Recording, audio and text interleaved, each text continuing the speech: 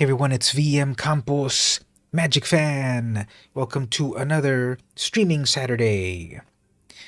I am your host, VM Campos, and this is when I stream on a Saturday. But first, First of all, I need to comb my hair, and then second, I need to fix all my cameras. This is way too dark, so let's set these settings just right.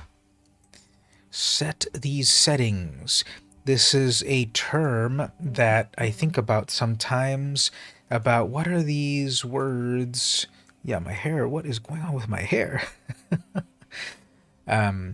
Set the settings is the term that I think about that is both a noun and a verb at the same time or something.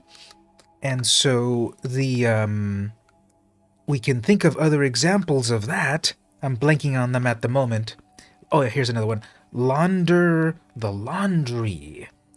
You know, what is that phenomenon right there where you can like say a verb and a noun at the same time, and then more examples of all of that. So it's still not too great there, but we can live with that, I guess. No, actually, I can't live with that. So launder the laundry is one example. And let me check out my cams as well as we think of more examples. Grocer the groceries. Those sorts of things. Can we think of other great ideas of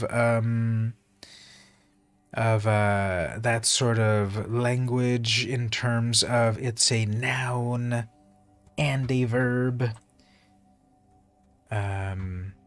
Lug the luggage. No, that's getting kind of away from the things. But there's a whole bunch of those ideas of where you can kind of take a word and conjugate it or something, and then you get these interesting different variations of what you're trying to say. So we'll think of more on the stream as we play as well.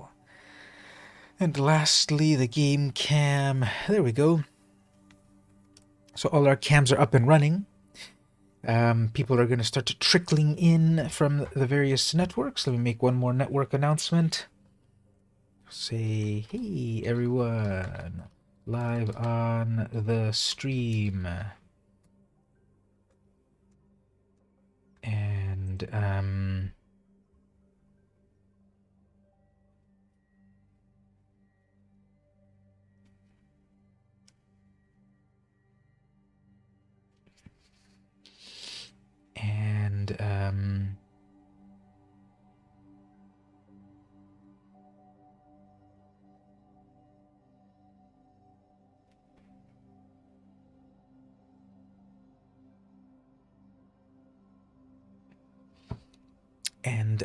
yeah, let's send... I just got caught up in the headlines. So many headlines going on in the US, as you all know. So live on the stream right now. Come. Hang out and we'll play some MtG Arena. Maybe spell that right. MtG Arena, and then the link. So YouTube has the new @ symbol in their naming scheme for some reason. Anyway, we got some gameplay to do here, some rewards, and I forgot there's actually a cube going on. So actually, we'll play cube. Let me just change some of my items right here. Let's play Magic Arena, Chromatic cube. Maybe that'll put in a few more viewers if we discover some heretofore unknown tech on the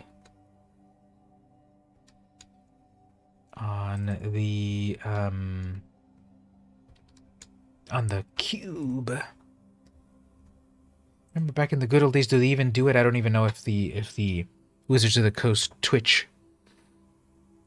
promotes the smaller viewers anymore like they used to. I remember back in the good old days, I guess 2019, they were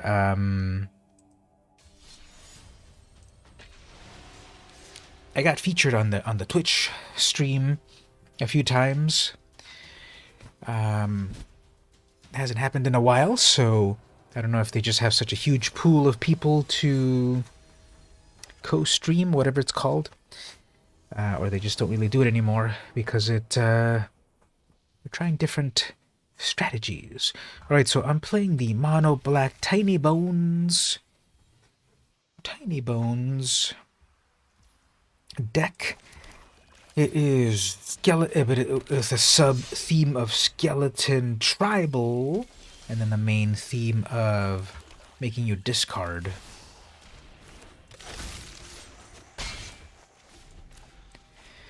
When they discard, I win. I could play the 3-mana Grim Tutor to go get an actual discard spell, but I should probably see what they've got in hand. Make them discard some good stuff. That's a lot of good stuff. That is a lot of good stuff. Okay, we're going to have to spend a moment to read all of their hand. It's a lot of good stuff. Alright, so we have the mana ramp. We have Kinan. I think probably have to get rid of Kinan. That's a lot of mana there. That's a lot of mana. That's a mana ramp. That's a lot of mana, and that's that. Yeah, let's get rid of Kinan because that's what's going to ramp them into those insane critters. You may look at the top card of your library at any time. You may cast dragons from the top. Well, I don't even know. That's a jellyfish hydra. That's a dragon. And then they're done because I got Kinan, and I don't know if they missed it. They probably missed a land drop because they needed their third land drop. Yeah, they needed their third land drop either for the Mana Rock or the Simic Locket. So GG opponent, maybe put more lands in your deck or something. Pro tip, put lands in your deck. And on that pro tip there, we will dedicate that pro tip to Milko Randolph, recent subscriber to the channel, and highly appreciated. Highly appreciate the recent sub. Ooh, I got the turn 1 Kozilek's Inquisition. But I can't play without Tiny Bones out, so we have to hold off on that. They go first. They have Ariel, Knight of Windgrace. Ooh, you hardly ever see this one. So we're going to see some Knight Tribal. Maybe some Knight Tribal. Got some removal, although that Doomblade's going to be worthless in this deck, but gotta love that algorithm, right? It's like, you got a Doomblade in your arsenal, but let's put you against an opponent where it is worthless. Although there are many white knights there, but such as that one. But it's got protection, of course. I love you, algorithm. This is a 3/2 first strike hexproof from black. So this is just the algorithm really messing with me because on this last game the opponent had to rage quit because their land situation was horrible. Yeah, if you're going to remove the creature, you don't have to spend 10 years to figure it out an opponent. What high-tech deck tech are you doing? Don't waste my time. First of all, it pairs me up with an impossible opponent, and then the opponent, and I doubt it was even a real player. That was probably just an AI bot.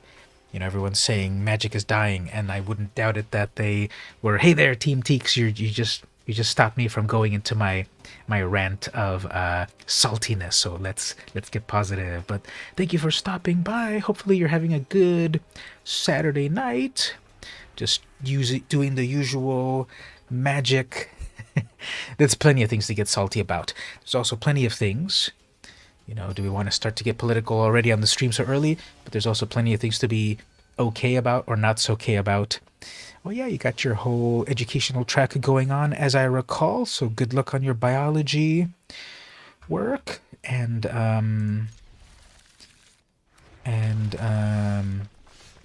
exactly, we gotta breathe. That's always an easy pro tip we can all follow. Just let ourselves breathe. Ooh, they got a Dark Ritual turn 2 and then a Prosper. I've seen that happen before. That is fake. That doesn't happen. But okay.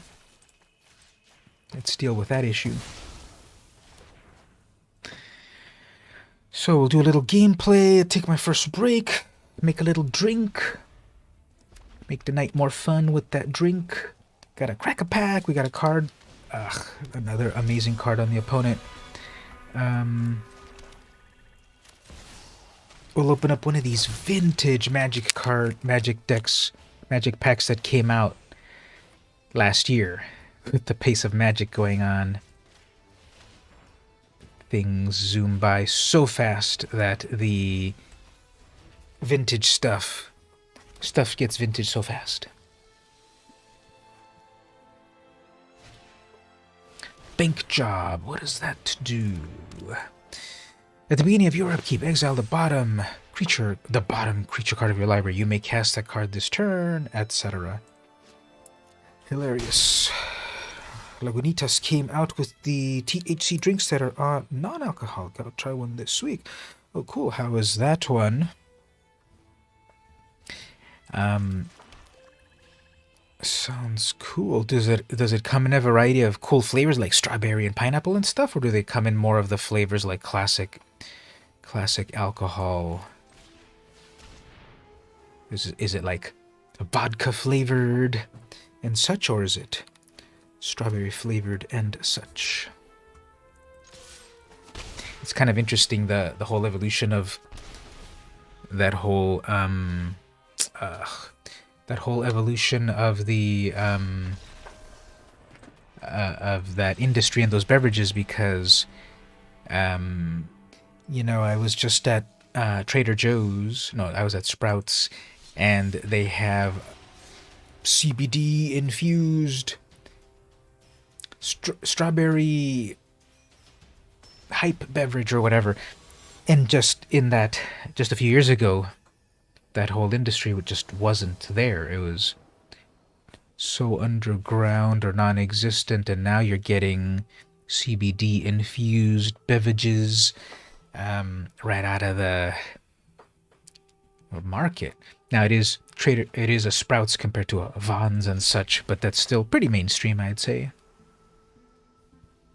You haven't checked it. It's a sparkling water with tropical citrus hints and 5 milligrams. Nice. So I'm gonna just make myself a plain old conventional. I could just pour. I bought it's a vodka infused with fruits, and just out of the bottle, it's good. Or I could make myself something, mix up something. I'll probably just get the pre-made. No, not that.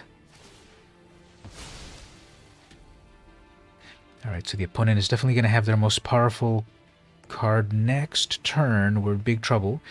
We need to get an answer, or they will have on board Joda the Unifier, and Joda will unify all their forces together to trounce me. Alright, so let's look at what is in store in their hand. A lot of good stuff over there. Don't need that. Then let's do that one more time. Don't need that. And then how about do it one more time. If they don't rage quit after that, I don't know what they will do. So many good things here. Let's get rid of a creature. Exile my own card. Do not care. These emojis are so funny. The old Valkyrie saying, I don't care. 4th mana. So you're going to summon your Joda or your Sorin. Or pass demurely. I would not recommend that. If you don't play anything good on this... Okay, you are going to play something good. That should be okay, I don't believe. I did not start this fight, but I will finish it. So angry. So, deal 1 damage to whoever. Okay, fine. Let's, Strong.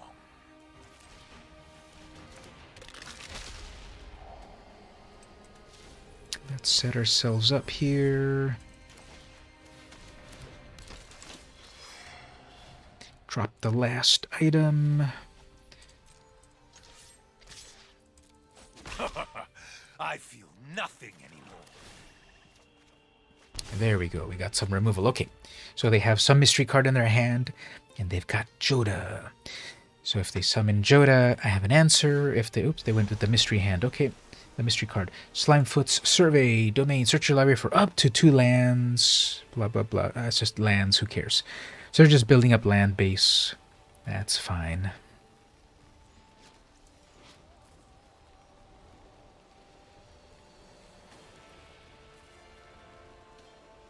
Basic land types. Okay, so it's actually a little bit more complicated because they went to go get those things. Hey there, Mark. How are you doing? Trying to battle this opponent. Playing every color. And we're playing with Tiny Bones. The tiny skeleton rogue. They've discarded all cards in hand.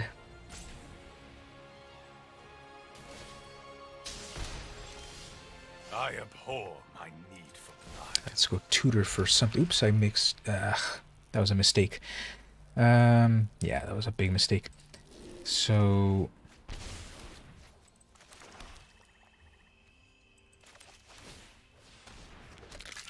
wasn't exactly thinking what I wanted to do. Never mind.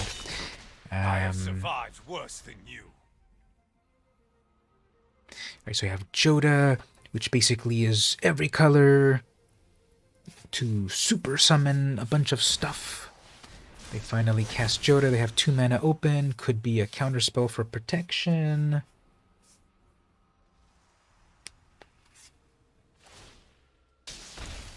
Doing that damage. It's a useful trait.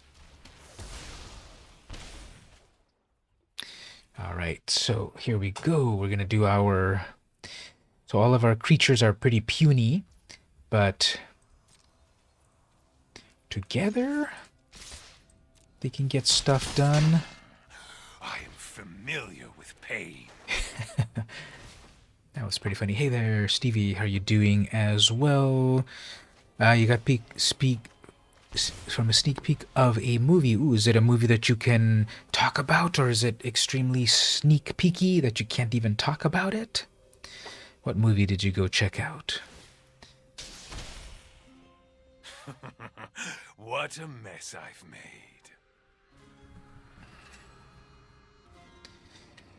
Yeah, what is the opponent up to? Looking at all of my creatures. Resummoning Joda. No more removal. Okay.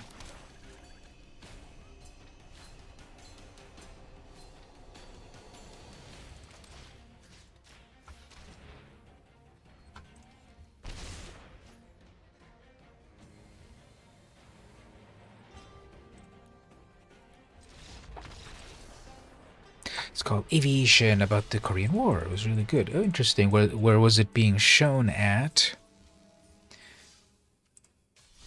Sounds like a documentary. Is it a documentary, or we got some big name actors in it?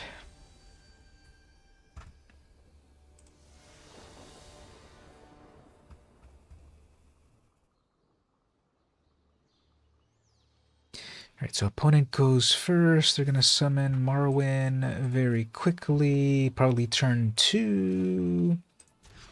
I've got a lot of good stuff in my hand.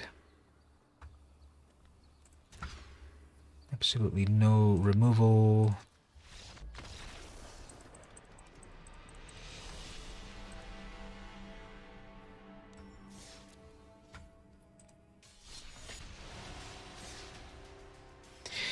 And while my next opponent loads up, let's give a shout out to Optimimi as a recent subscriber.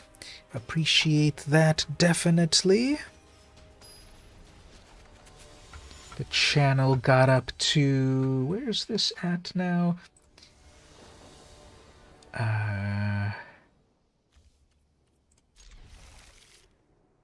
1,804 subscribers.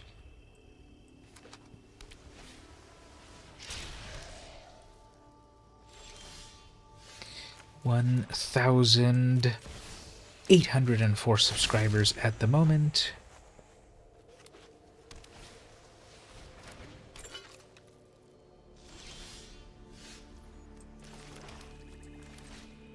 Alright, I'm going to set up for the Hypnotic Spectre. Classic hippie. They have to read it a couple times. Hypnotic Spectre. Oh, okay, it's devotion, not aviation. Okay. So yeah, let's let the hippie do what the hippie does. Randomly discard. They discarded something pretty cool. Then I get to spectacle cost. Look at there and discard one more thing. You don't need that paradox engine. Although that was probably too much to deal with at that point. And how about one more discard? Your choice. Dealer's choice. Well, they can just put artifacts into the graveyard and get them back with the Lady of the Lake.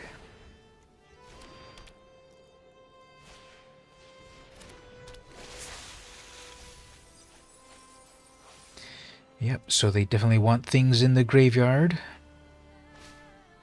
Ornithopter. They have the...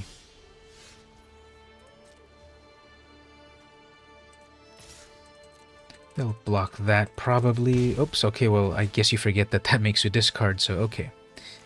Anyway, you discarded that, and then how about we do that 10 damage right there? That's what Tiny Bones does. You have 0 cards in hand, it's a 10 damage. So let's see if they realize that. It's 10 damage at a time if you don't have cards in hand. So if they play the spell they've got in their hand and don't block that flyer, they are toast. Are the matches coming along? The matches and the algorithm have been a little bit weird. I've been kind of just conceding on a few of them just because the algorithm's all weird. Ooh, Paradox Engine. Okay. They're going to play a Paradox Engine and then untap everything. Return me back to hand. That's not so bad, I guess.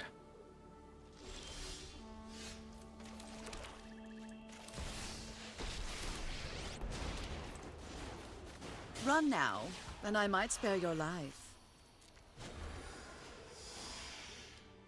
I have no interest in fighting fair. Alright, so they're gonna block that. They're gonna do 1 damage. They have 10. They have exactly 10. They have exactly 10 life. If they play that card in their hand, they will have 0 cards. And it becomes my turn. I will do the Tiny Bones trick, and then they tapped out there, huh? Okay, are you sure about that?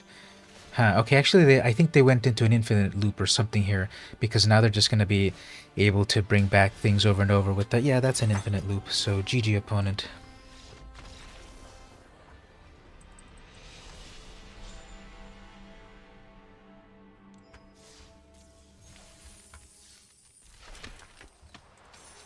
Once again, a well-played Tormod's Crypt would have fixed that. Alright, let's move on to a different deck color. We'll play, there's a cube going on, so we'll play some cube a little bit later. For the moment, I'm trying to get my gold for the day. And then we'll do the... Then I'll get a drink, then we'll do a crack-a-pack, then we'll do some cube. So how's everyone doing this week? What's the most interesting thing that happened to you this week? Don't ask me because I seem to forget more and more nowadays, which is fine, you know, because then you get to re-experience things like, did I have that pizza or not? Let's have pizza. I think it's also quote unquote fun to then reminisce and talk with people and your loved ones that help you remember, because then you get to commune with them. Alright, so I switched over to my mono white deck. We've got Owl, the Dawn Sky, the big old dragon, tokens, dragon sort of thing. The opponent's playing the Queen Alanal of Ruadach, which is all about... Oh, let's mess with the opponent with a Smothering Tithe. People love that card.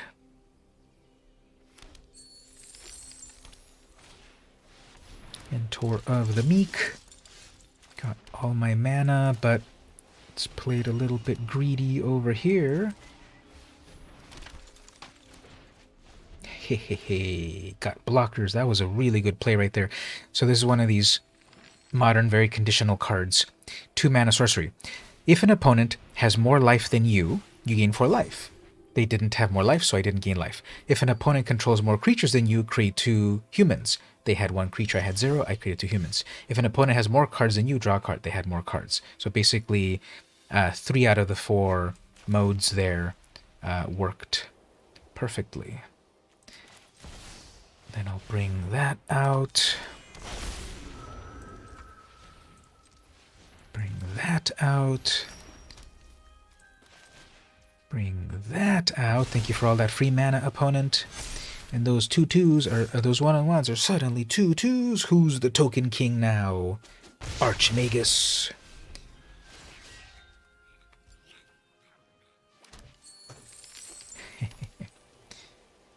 And no attacks. Okay. They have 3 mana open. Okay, this is obviously a Settle the Wreckage. Nope, confront the whatevers. Okay. Fine. Double block some stuff, I suppose.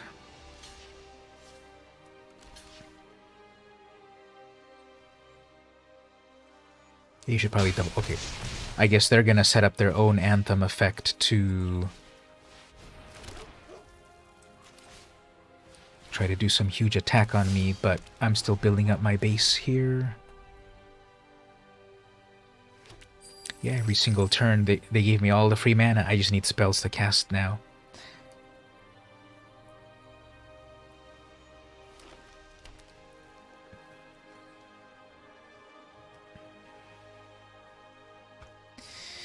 This is one of these arena-only cards that only exists on Arena. Confront the Assault, 5 mana. Cast the spell only if a creature is attacking you.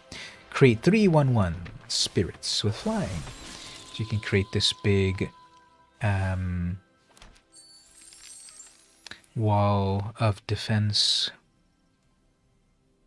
So we have a 9/9 on the ground. You've been listening, just gotta do the dishes. Yep. I'll try to have some incisive commentary. So we're gonna rally the throne, make some creatures, gain some life, attack with everything. Why not? You figure out the blocks.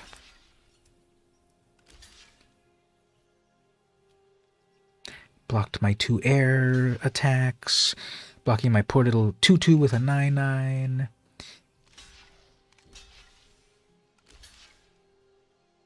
So there'll be some trades. Weakening the queen, because a lot of the creatures died, so they went from a 9/9 to a 4/4.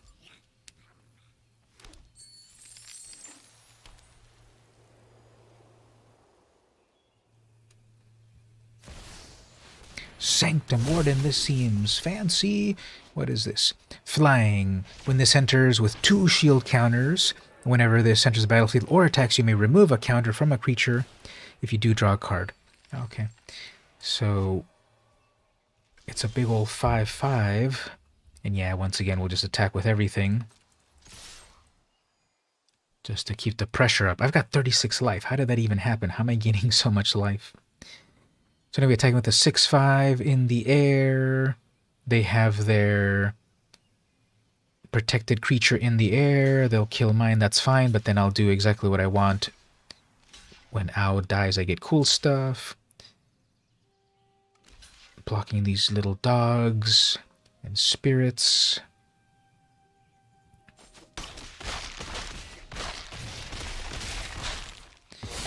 Alright, so one shield counter died. I bring Owl to the thing, back to the hand, but then I cast a free spell, and we're going to cast, oh yeah, a Conclave Tribunal for free.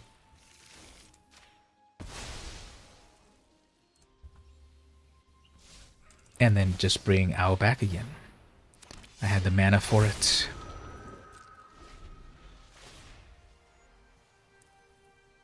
So this game was a little one-sided unless they have a big board wipe or something, which is fine because then I can do the Owl replacement effect again. Mantle of the Wolf becomes a 9/9 in the air. Yawn. And then a Shram's Expertise gives them 3 tokens plus a free spell, and they played a Rasad. Sure, you get a 2/2 on the ground. Aw, man. Let's leave it tucked away because... And then nothing there. Okay, well, right now let's just keep attacking everything.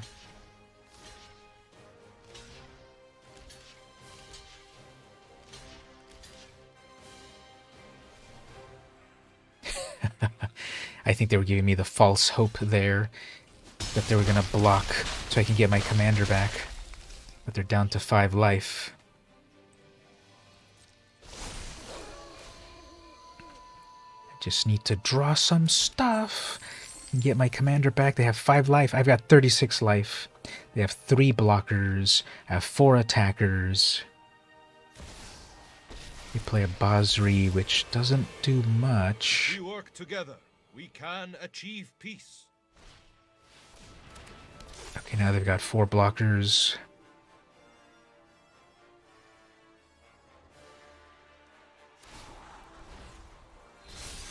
I trust in your abilities. And now they've created insects. Okay, never mind. I guess this is... And then I got 3 lands in a row. So, okay. Thank you, algorithm.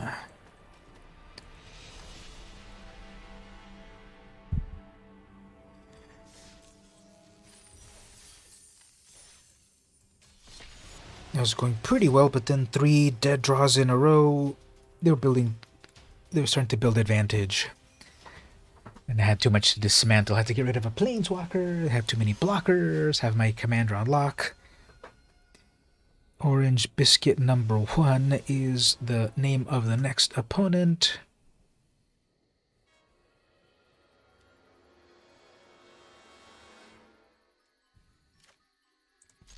Got another early Smothering Tithe as well, although it depends on if I get the 4 mana.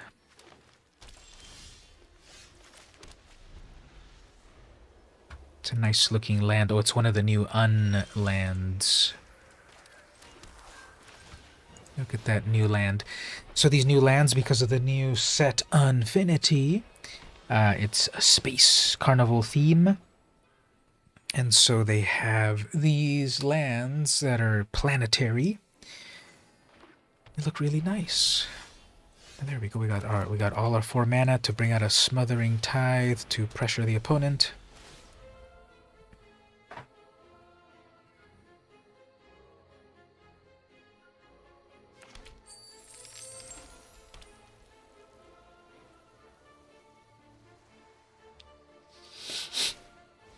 Dream Devourer. Okay, so all their stuff has Foretell now.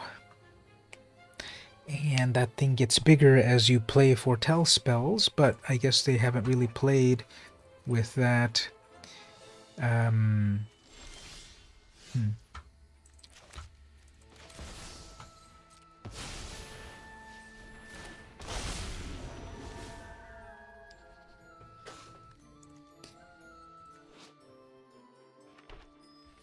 I guess they're gonna. That would make sense. They would wait to foretell a bunch of cards right now, and then do the +2, and that's fine. I can block with Owl. Nope, they're gonna do a Cavern Whisper. Whenever this creature appears, each opponent discards a card. Okay, fine. I guess I'll discard this big creature that I might never cast.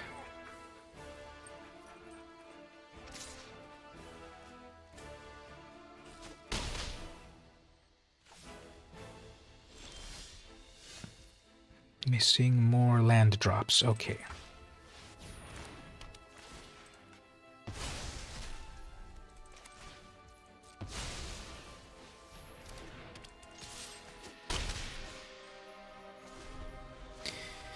Missing land drops, but that Smothering Tithe is helping me out. And this time they didn't pay for it, haha.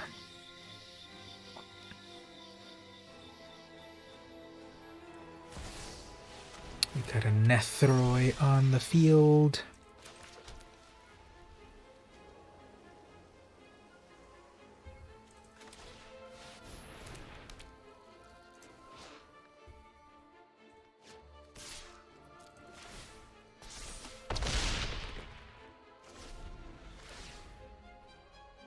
Alright, so they're going to mutate Nethroi. Whenever this creature mutates, return any number of creature cards from your graveyard. Their graveyard doesn't have anything good, so there's nothing to mutate into.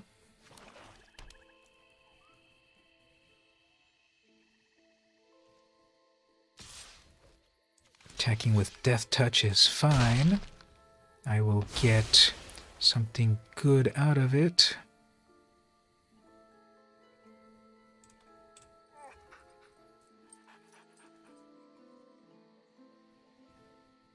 They have plenty of mana to do the old Rihanna. Oh, nope, they're going to bring it back to the hand. As for myself, I'm going to do a free cast of something. Oh, how about a free... Anointed Procession. That will make me a bunch of tokens.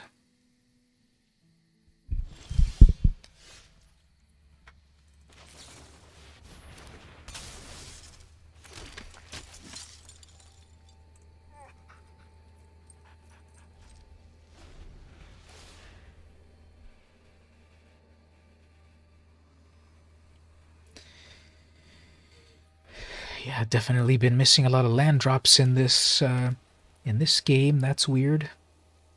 They finally have removal for that Smothering Tithe. Oh, blood on the snow, fine.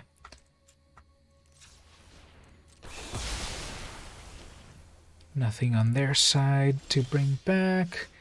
Wow, so many land drops. Missing. There's my freaking lands.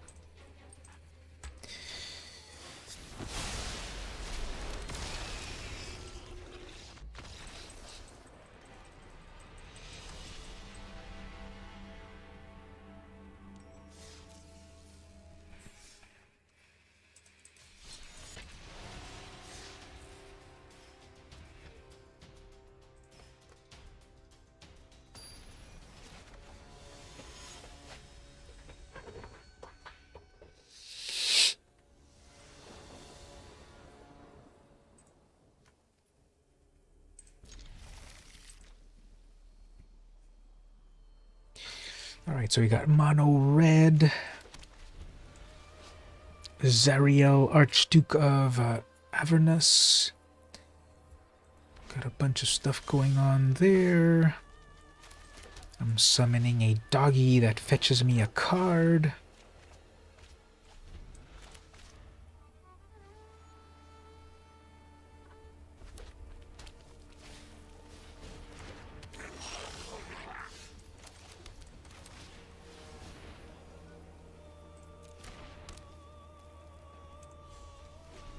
Alright, if I get my next mana, I am ready for my dragon.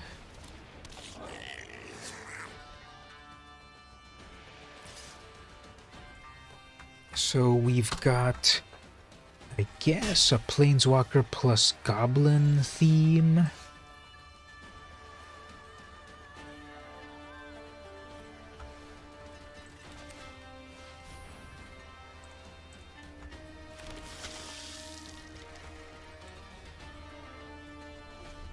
Missed a land drop.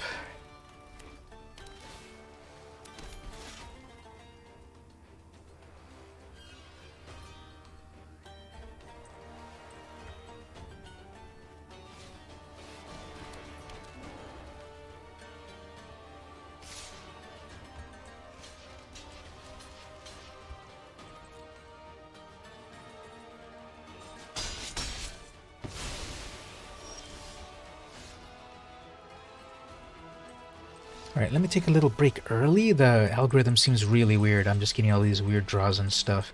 Doesn't really seem like that would be making sense.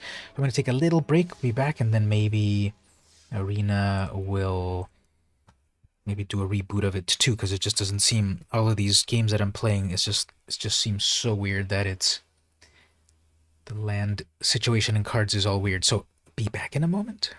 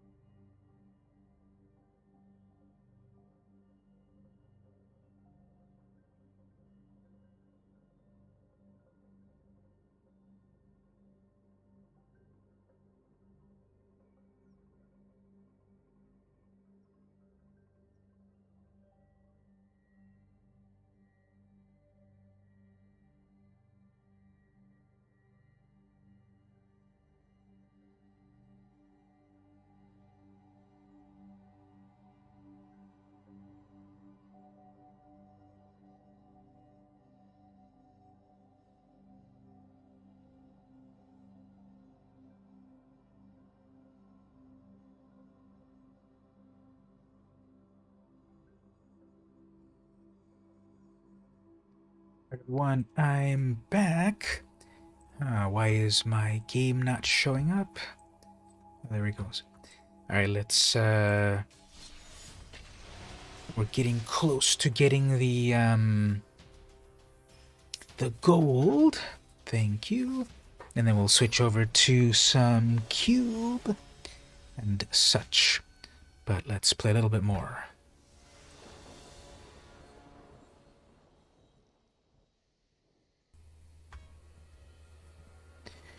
Reese the Redeemed. It's not too impressive. But I guess it's another token deck. Turn 1 creature. Nope, we're gonna get a slow player. Amazing. So, no one answered my question earlier about how was everyone's week. And, I guess uneventful. What about myself? What can I say? And that was what I was saying about that. I don't have... Nothing stands out to mind. Nothing comes to mind. I'm sure stuff happened, but just don't really remember. And that's what I said earlier about the reminiscing is part of the memories.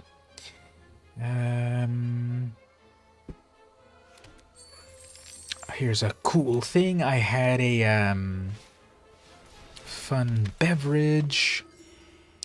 So over at the Otai Mall is a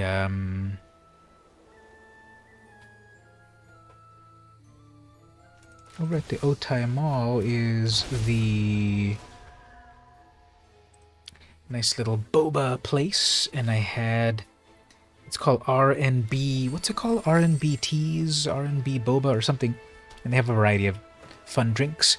And then so your week's been the same, so working on the carving. Oh, very nice. Coming along. So I had this tea. It was a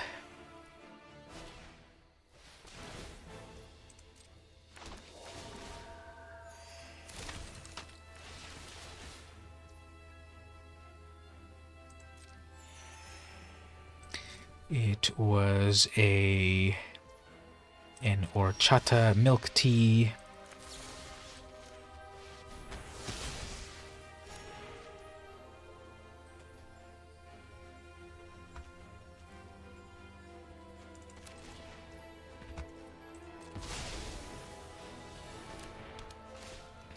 The flavor was nice. It was nice and sweet and such, but I didn't feel it had a lot of the horchata flavor, which is a traditional Mexican rice beverage with sweetness and cinnamon and the like.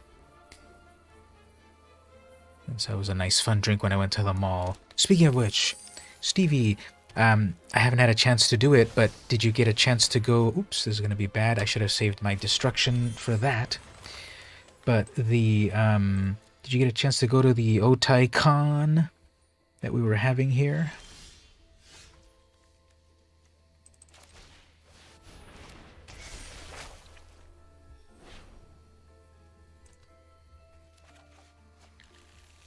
It's still going on.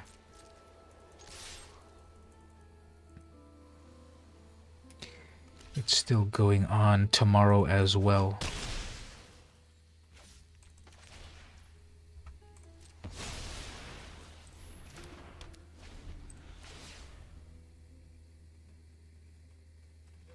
See, the Smothering Tithe also makes... or the Anointed Procession also makes copies of my treasure. Your week's been good. You went to hang out with your couple of improv friends at the house for a few hours. That's cool.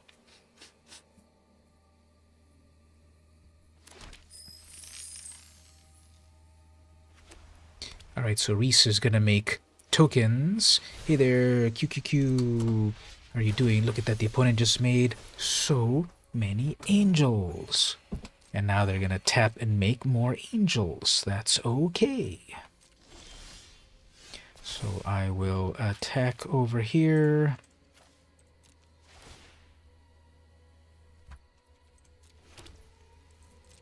I will attack. They'll block with at least one angel. I'll get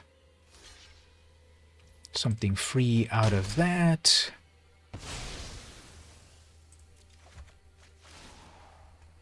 Give me something good. Nothing too amazing. Get some tokens. Double the tokens. Bring back. Ow, because I've got a bunch of mana.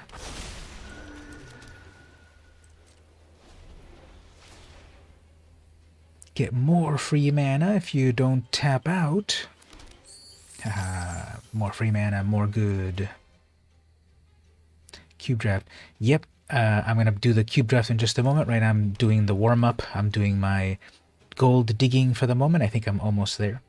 And then once I got that gold digging done, I think I'm going to do the crack-a-pack next. And then after that, I'm going to...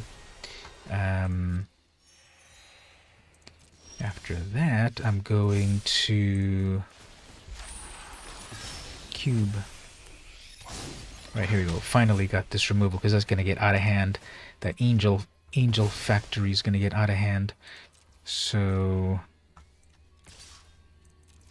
let's send off the dragon. Ooh, they didn't block it this time. Okay, fine. Probably going to put a big old anthem effect or something on me next turn. So we have 4 4/4s. 4 times 4 is 16. So that's 16 damage in the air. And then they're going to be indestructible. Okay. Well, I guess that's game over.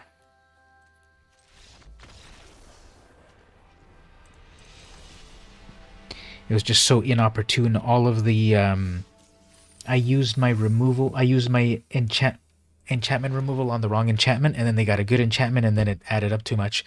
And then I used my creature removal on the wrong creature, and then they got a good creature out. So, okay, we got our gold digging at the moment. Let's switch over then to do...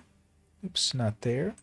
We'll switch over to do the crack-a-pack over here.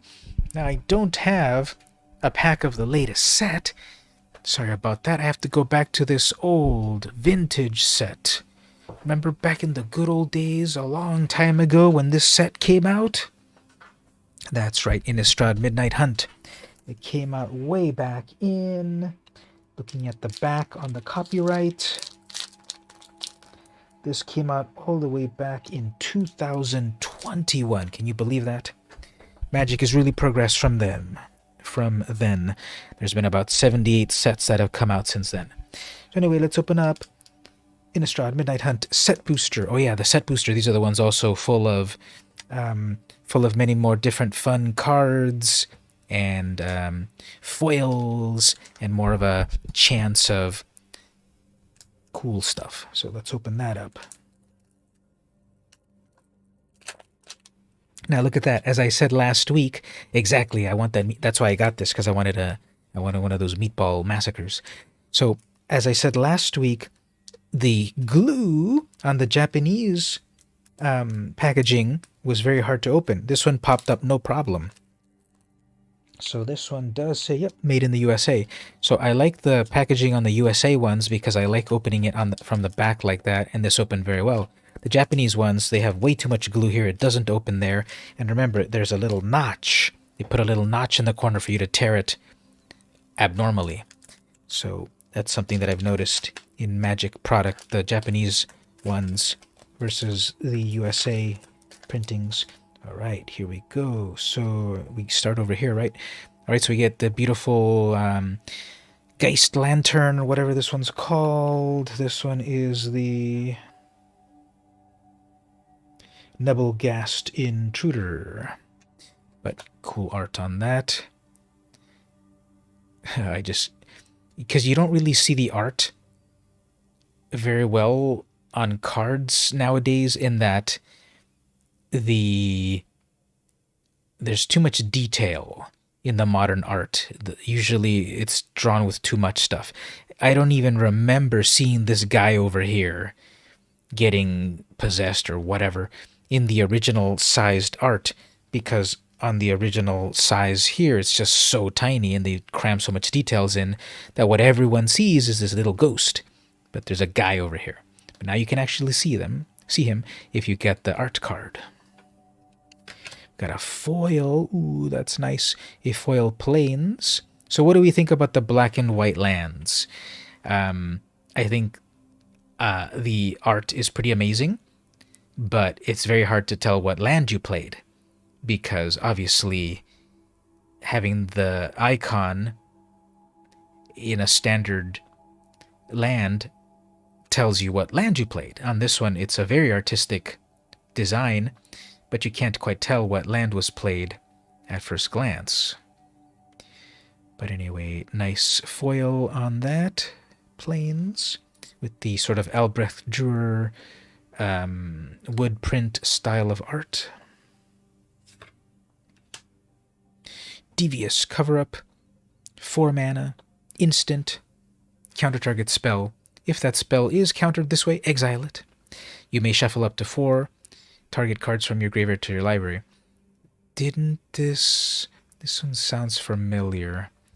But anyway, you counter them, you bring cards back, you exile their card forever. Yeah, they often put some really good art on the lands, because you often make decks with maybe the same land over and over, so they want to make cool lands to keep using over and over. Geist Wave. Okay, so remember, set boosters are also kind of designed around a theme. So I've already seen a ghost on the art card, a blue card over here, and now we have another instant Geist Wave. So 2 mana blue, return target non-land permanent to its owner's hand if you controlled that permanent draw card. So it's a bounce spell, it's an unsummon, but if you bounce your own creature back for shenanigans, it draws you a card. Shipwreck Sifters, so another in the theme of the spirits. 2 mana spirit, 1/2. When this enters the battlefield, draw a card, then discard a card. Whenever you discard a spirit card or a card with disturb, put a +1 on this. This is definitely a build-around card. You need spirits, you need discard outlets and such, and this little 1/2 can get bigger and bigger. Plummet, so good old 2 mana destroy a flying creature. Flavor text, a creature of stone was never meant to fly, and I see the Ulvenwald agrees with me. And that was Helena Kessegranger. So some big old stone thing came to life, but what goes up must come down. Here's an uncommon Dualcraft Trainer. 4 mana, Human Soldier, 3/3 first strike. Ooh, that's very good. And then Coven at the beginning of combat on your turn. If you control 3 or more creatures with different powers, target creature you control gains double strike. So if you have 3 creatures, a 1/1, a 2/2, and a 3/3, for example, you have Coven.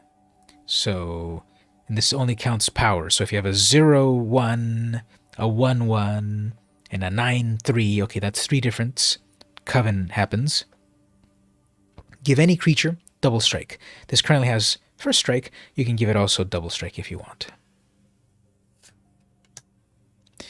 Loyal Gryph, 3 mana, Hippogriff, flash flying 2/2. When this enters, you may return another creature you control to its owner's hand. So you can flash in your creature's about to die. The Hippogriff flashes in. The other creature gets bounced back into protection, and you get a 2/2 in its place. Very loyal. Borrowed Time, 3 mana. Enchantment. This exiles things. We got a flip card. Bait Hook Angler, 2 mana, Human Peasant, 2/1, Disturb 2. So when this dies, you can pay the disturb cost, and it comes back flipped. So it's going to flip over into... Don't want to give away the other card yet, but it flips and it comes back as a Hook Hunt Drifter. It's a 1/2 now instead of a 2/1. It's got flying, and then when it dies this final time, it goes away to exile forever. So human on one side, spirit on the other. That was a big theme that they had on this set. Creatures were being disturbed It was like flashback for creatures, but then they would come back. Pretty much it was always humans that they would come back as spirits. So very flavorful. Here we have one of the cool alternate art harvest styles, whatever they called it. Bird Admirer. This one's also a flip card. It's a 3-mana human archer werewolf. During the day, it's a 1/4 with reach. But then when it becomes the nighttime, we get Wing Shredder, a 3/5 with reach. So it got bigger power at night. And we trigger night and day nowadays with, if a player plays no spells during their turn, it becomes night at the end of the turn. And then if a player plays at least 2 spells, it becomes day on the next turn. So day into night. We got a rare here, Ghoul Caller's Harvest. I believe that's Gisa. Is that Gisa Ghoul Caller? I don't know if she was aligned with any green. I guess just a generic Ghoul Caller, or I don't know if it's Gisa Ghoul Caller. Sorcery, create X, 2/2 black zombies with Decayed, where X is half the number of creature cards in your graveyard rounded up. So you better have creatures in your graveyard for this to do anything, and then you make a bunch of zombies. Flashback. So cast it again from your graveyard for 5 mana instead of 2. So you get to use that double. Yeah, these are fun cards so far. And then the final cards are, here we have a foil, Timberland Guide, 2 mana Human Scout. When this enters, put a +1 counter on target creature. So if you only have this one creature, you can give it to itself. It comes in as a 2/2. If you've got some other creature like that flying spirit, you can put it there. And technically, because it says target creature, you can put it on your opponent's creatures for no reason. Don't ever do that. But you could put it on your opponent's creatures for some reason. And the foil is nice here. The studs on the clothing, on the leather, catch the light really well, just like the real metal would if it was real. So that's some nice attention to foil there. Sometimes they do the foil really well, like here where they have the metal catching the foil right, and other times when there isn't much to really catch the foil, they might not be as well. Well, maybe here if this glowing horse, I guess. But that's a nice foil. And then the final card of all, it's one of these cards from the list, which is just a sort of a greatest hit sort of thing, although unfortunately the list is trash because it's got like 1,000 cards to choose from and most of them are not great, so it's a real waste of space. There's no reason to make it so random. Like here, look at this horrible card, Sorcerer's Wand. It's a 1 mana artifact, equipped for 3. Your equipped creature now has tap this creature to deal 1 damage to target creature or planeswalker. If it's a wizard, it deals 2 damage. So, too expensive, not enough. It should also hit the opponent. And it gives a little bonus if it's a wizard. But this was printed back in Dominaria, back in 2017. 2017, 2018? 2018. So this is, the list. Also, we can tell on the corner over here with the little icon that this is part of the list. Which is, again, it changes every set, but it's a whole bunch of vintage cards, and they also put in uncommons that are pretty horrible, and so this was completely horrible pull from the list. This was 5 cents when it was a brand new card, and now it's worth less because it's a reprint. But these are the various cards there. A lot of spirit cards, some cool foil cards. Nothing that stands out for any of my decks. I guess there were a couple of zombie things here and there. But that was the Crack-a-Pack. And didn't get any Meat Hook Massacre. But we'll try again next time. Now, did the price of that go down because they just banned it? They banned it in Standard, but I doubt that affected it for Commander. Let's take a quick look on the price of the most valuable card in that Innistrad set.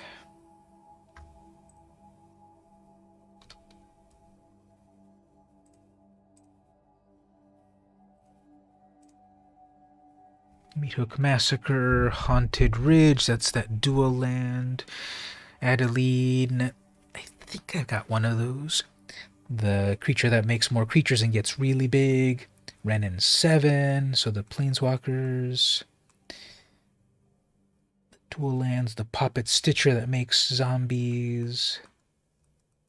Yeah, not a lot of value in that set, actually. Not a lot of cards that are really valuable.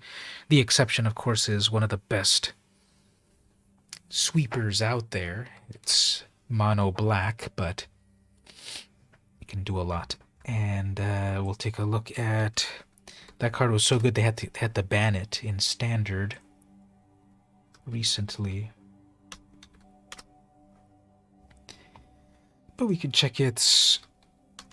Oh yeah, it's got a weird name. It's literally, you have to spell it as the Meathook Massacre.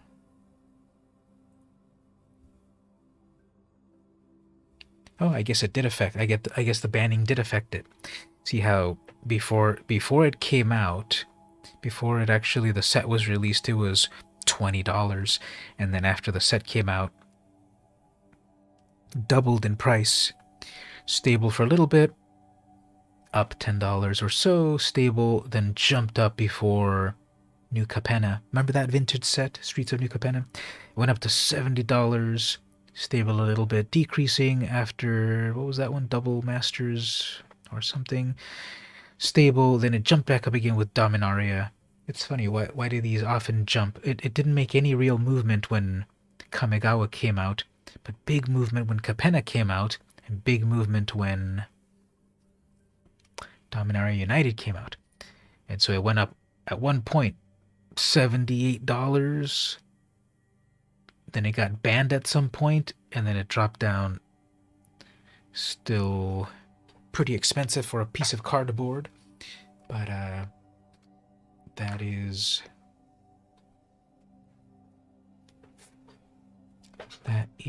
the rise and fall and rise of that card. None of mine are any big value cards, but that's live by the loot crate, die by the loot crate. Just looking at the Nebelgast Intruder and Puzzle Quest card on both the hand of them. The man is... Only the man is visible? Oh, that's interesting. Let's load it up over here.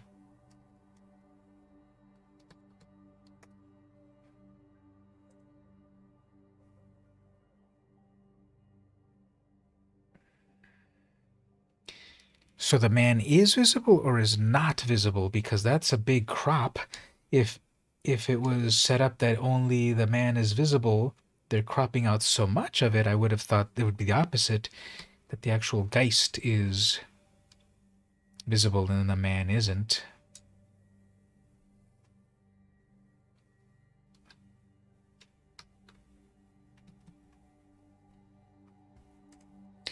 All right, so let's jump back to Arena and let's do the cube. But actually, it's also at about the 1 hour. So I've been playing for about an hour. Let me take one quick break. Gonna go get my drink. Then we're gonna start a cube over here. We've got Chromatic Cube going on at the moment. One of the many cubes that they have here. So this is all about just get out a bunch of cards, a bunch of colors, do a bunch of crazy stuff. Chromatic Cube is going on. So, yeah, let's take a little break. Let me get my drink, and we'll play some Cube.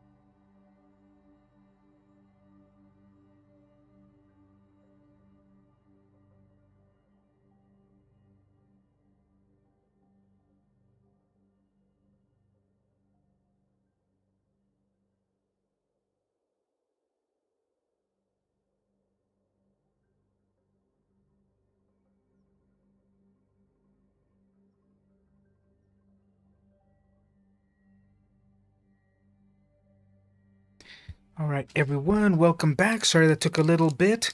No, I didn't get lost from my way from my computer to the fridge and back. I just got a phone call and I had to catch up and just talk with my friend a little bit. She was just kind of congratulating her on that she is getting this new job, and it's a big step and stuff. So just a quick chat with her. But yep, we're back here. So hey there, Gabe.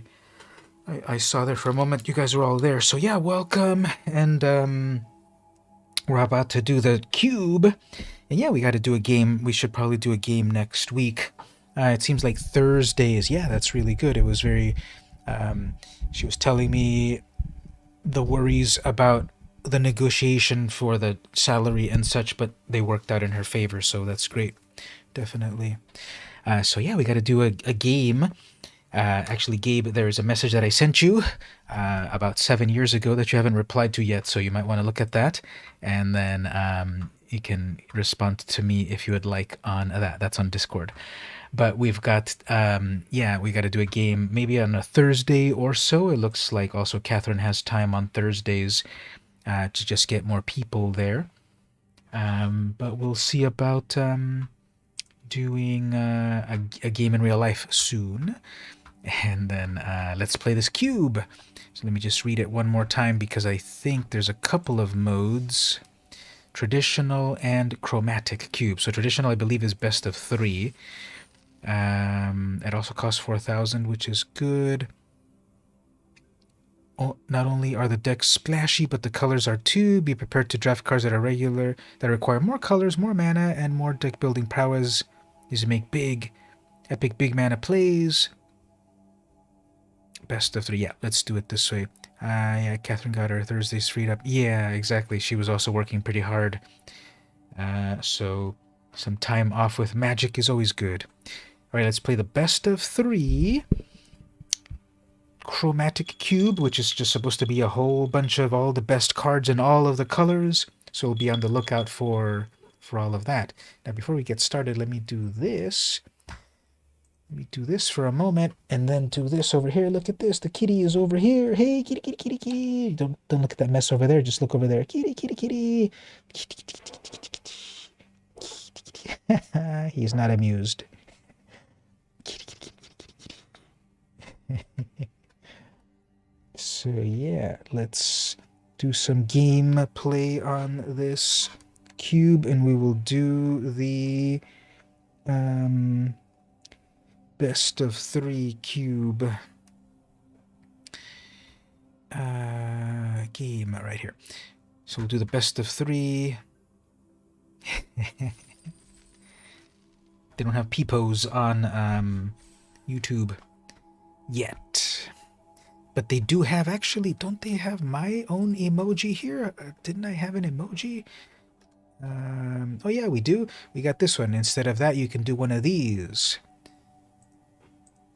One of these. I think you all can do it. If you do :VMC, then it should pop up with my emoji, and you can choose one of them. Did that show up for you? Did you see a cool little emoji of me pop up? Because it, on my control panel, it shows I sent it, but then on the screen it doesn't show the icon, but I think it showed up for all of you there.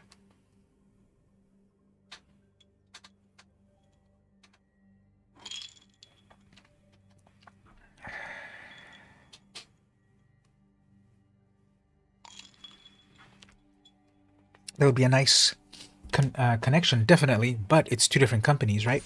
One is Google with YouTube, and one is Amazon with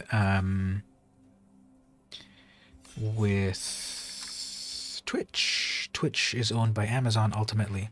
So yeah, try all of that. If you guys want to try that, if you all in the chat want to try that, type : right? The colon on your keyboard, right? Colon like this. A colon VMC, and then it should pop up, and then we've got VMC RIP, LOL, hype, and GG's. Anyway, it has started. We got an Ugin right away right there. Okay, so here's, instead of every color of the rainbow, we could go get an Ugin, which then decreases the cost of colorless things. Is that a trap? If this is supposed to be the chromatic cube, And that is a colorless spell, although it is a planeswalker, and it's a good planeswalker. And there's Davriel, which is kind of cool. I kind of want to get Ugin because it's just any colors of 6. But besides that, what else do we have? Another planeswalker there.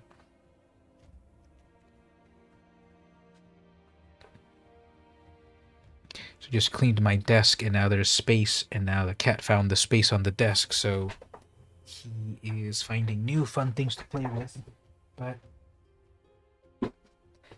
they are not cat toys. And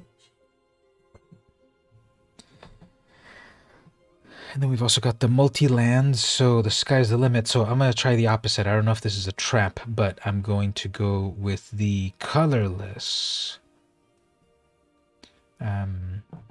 approach.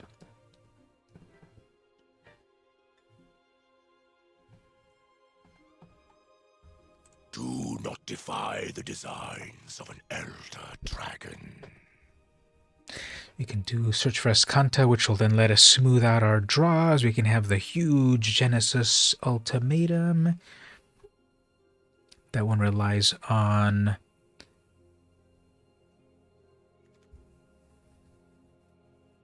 That one relies on 3 colors. So much good stuff.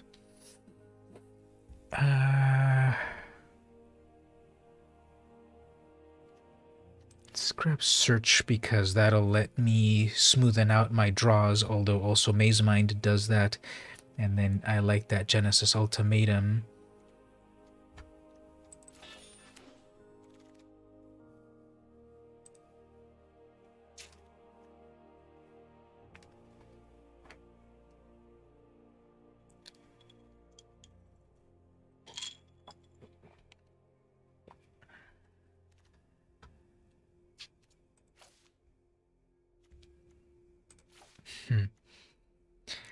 Yeah, this is way complicated because being a chromatic cube, there's just so many cards in every color that are amazing. But then if you've got the mana fixing, the sky's the limit.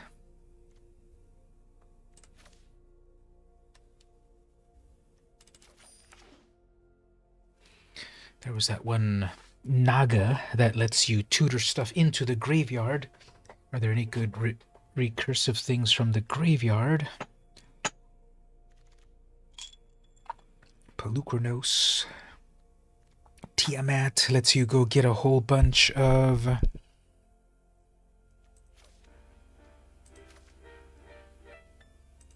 Tiamat lets you get a whole bunch of dragons. Is there a big dragon sub-theme?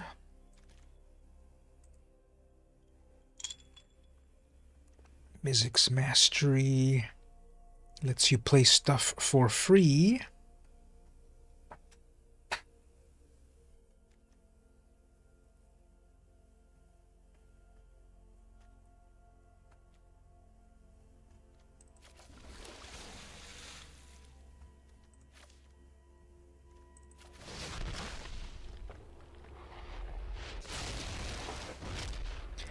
Yep, so I'm definitely going for like big, weird, powerful stuff, and then fix mana after that. Oops. Alright, so we got Search for Escanta, which lets you scry to get good stuff. Immersed Predator, it's a 3/3, it's got flying, it gets bigger and bigger as it attacks, gets indestructible. Prosper, it lets you play more cards, makes mana, just really overpowers. Nicol Bolas card is always good. Mirari's Wake doubles your mana, +1's your stuff. Tetiova, play a land, draw a card. Ugin, powerful planeswalker, and then mana fixing. So obviously that's all the colors, so I'm going to need to get all the colors. But that's the point of this cube, that it's play all the colors you want. You just have to make sure you get enough mana for it.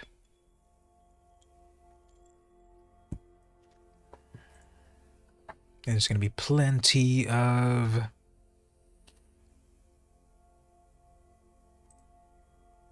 There's going to be plenty of mana fixing. We just need to be on the lookout for it.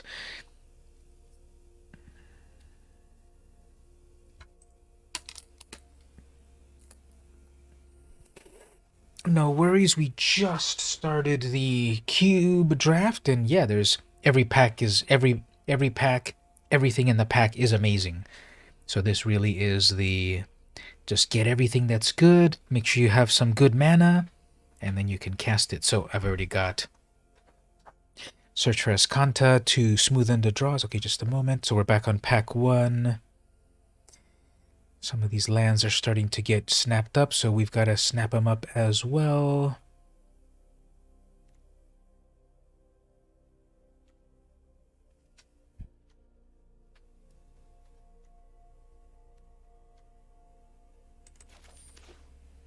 Alright, so Search for Escanta, get it on turn 2. Scry your way to victory. Prismari command, deal damage, draw cards, make tokens. Emerstrom Predator, flying, gets bigger, steals your opponent's stuff, gets indestructible. Prosper, just steals stuff from the library, makes treasure. Nicol Bolas, Planeswalker, amazing. Mirari's Wake, doubles your mana. Tatiova draws you cards when you play lands, and then Ugin, Planeswalker, destroys anything. Roll Tree fixes your mana. So lots of big, splashy things there. I'm going to start to get some multi-lands over here. And yeah, we're just going to go for it with every color, basically. Oh, there we go. I wanted that Maze Mind Tome. That's another one that also scries. Lets you scry stuff, although I could grab the land. Double scry effects. Yeah, let's grab a double scry effect and then look out for lands. Oh, there's a land right there. Well, a mana fixer. So the Celestus. So that might be a thing, like there's some really big, powerful things here in the beginning, and then start to do the mana fixing to get all of these to work. So Escanta to scry, Tome to scry, Celestus mana fixing, World Tree mana fixing eventually. So this will do that. Have you noticed that a lot of cards make tokens now? Treasure tokens, yeah, and they're starting to make tapped treasure tokens because an untapped treasure token can be used right away, right? So then it, to depower it a little bit, they make tapped treasure tokens just so that it's not incredibly powerful. But just like anything,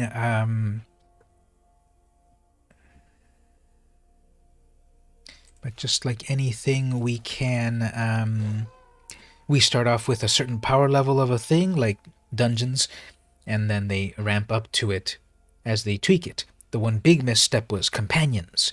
They were way too powerful on version 1.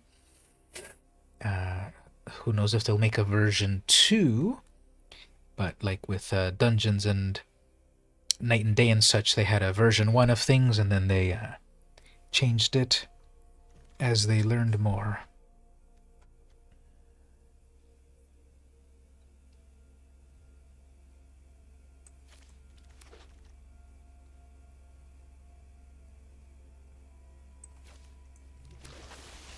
Alright, pack 2. So again, lots of amazing cards every single pack. That Liliana is amazing, that Shieldred is amazing, Shaya is amazing. But there's removal. I haven't gotten removal. Royal Eruption, Feed the Swarm, Dual Land.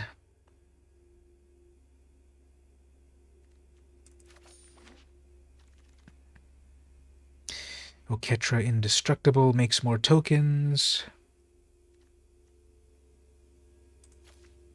Tri-land.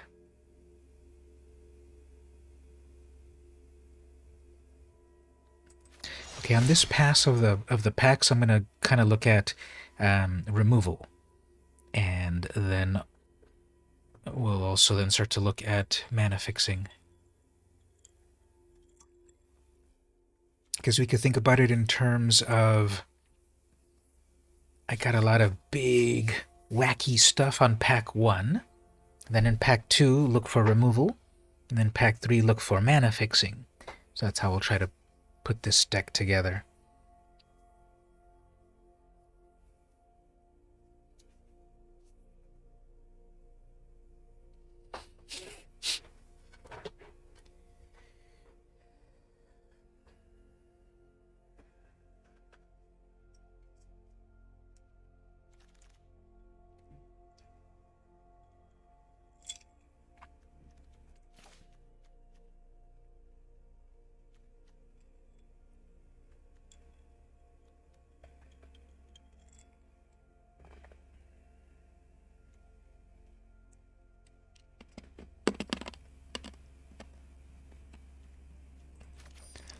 Yes, I'll give that a try.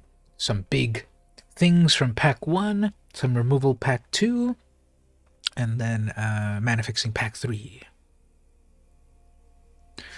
Well, you're assuming it's a normal draft. This is the Chromatic cube, which is, it's supposed to be all about a bunch of different colors and strategies in it also. So this is a slower format. We'll see how it goes. We'll see how competitive everyone is. But we'll think about that for the blue and the black. Because like Rafine is amazing. That's blue, black, white. Corvald is amazing.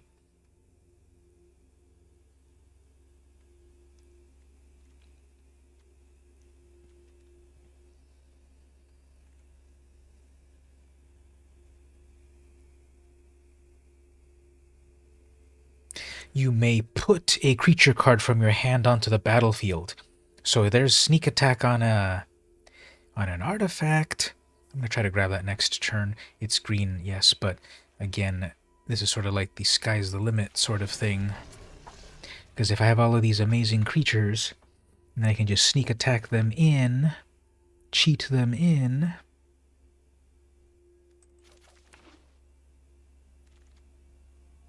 I already saw 2 examples of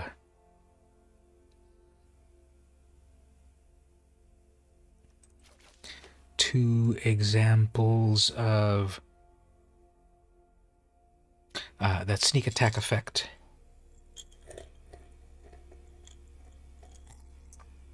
Which is to cheat things into play. So who are my opponents? Billy Goats, Chihoko, KJVT, Norix, Tony Time, Arum Skins, and Crap Rare. So I like that when they... I don't know why on some modes they don't show you your opponents, and on some modes they do. But I like it better when you see the opponents with their name and their avatar and everything, because then it makes it feel much more like it actually is a game of Magic with people, not with bots.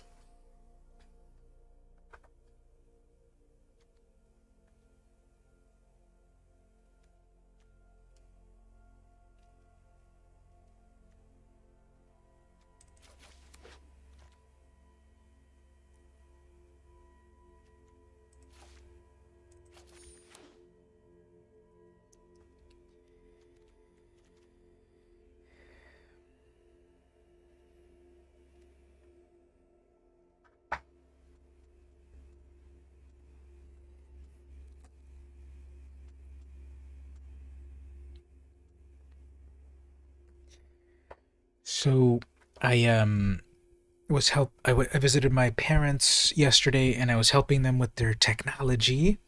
They both have iPhones, and we were,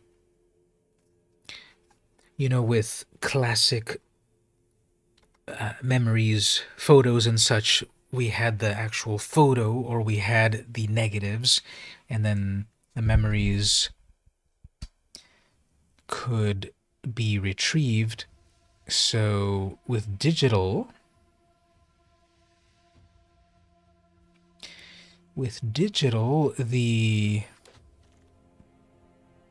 lose that photo and you lose a lot of memories. Or everything, right? Because it's all digital. So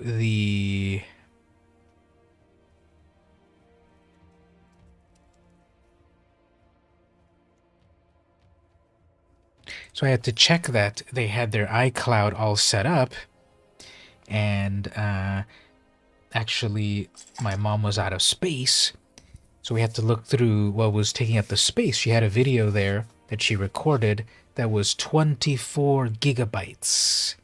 So one video that was 24 gigabytes, and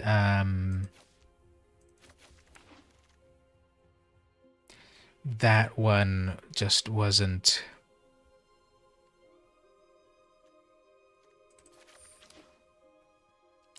because it's so easy. Yeah, just turn on your cell phone, just start to record. But then those things add up. What's the drink? It is... I went the easy route, and it's just a pre-made beverage of... It's just a pre-made beverage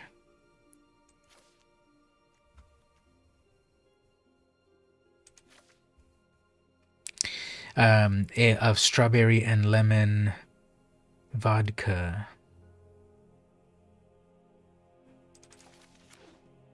Strawberry lemon infused vodka.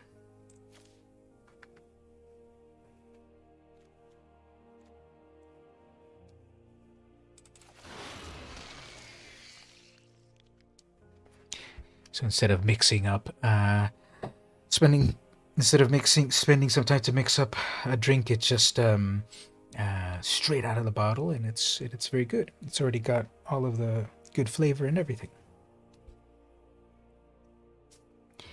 And then it already kind of ran out somehow, so I'll have to fill that up again before we start the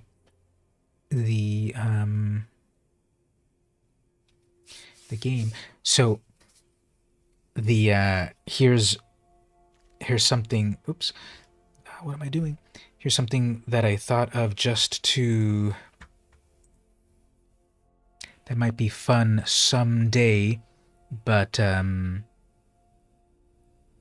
might be too forward. But it would be fun if we all get together and do a magic get-together, but part of the game is also enjoying a beverage, because I know Gio just turned 21, and Stevie, you're also of drinking age, and me and Gabe are. I think Catherine too. So that'd be fun, because she was even saying, yeah, let's do some sort of game where, you every time you summon a creature, you take a shot. Well, that not exactly that, but she was saying she wanted to involve grown-up beverages in a game of Magic. So if people are on board with that, maybe someday to do that.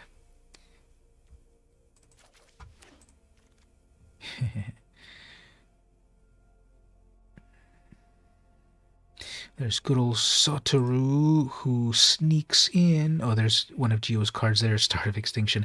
That one always gets us. Such a good card. Always seems to be castable because of the slower nature of Commander that you definitely will... You definitely will Ever manage... seen water burn? You will.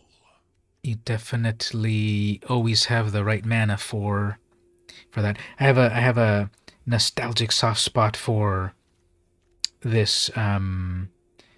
Where'd he go? Angarth, right here. Is when I got back into Magic, the first set that came out after I got back into Magic was Ixalan, and so getting this Planeswalker was cool because that's Planeswalkers are big and splashy, and I just got back into Magic. I remember the very first Planeswalker that I ever saw was one of the Nissa Planeswalkers. I think one of the mono-green Nissas. And that was with, and I apologize, it's been a while, I haven't played with her in a while, but one of the first people that I played when I got back into Magic, again, I forgot her name, but she was all part of that one crew. Remember, help me out there, Stevie and Gabe. Remember the crew of Angie and the rest? I'm forgetting all their names, but one of them had the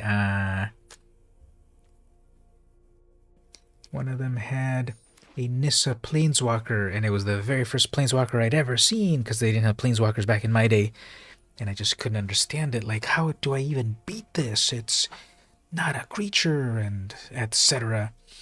So, anyway, Angarth was one of the first Planeswalkers that stuck in my mind when I got back into Magic, because that's one of the first ones that I got. And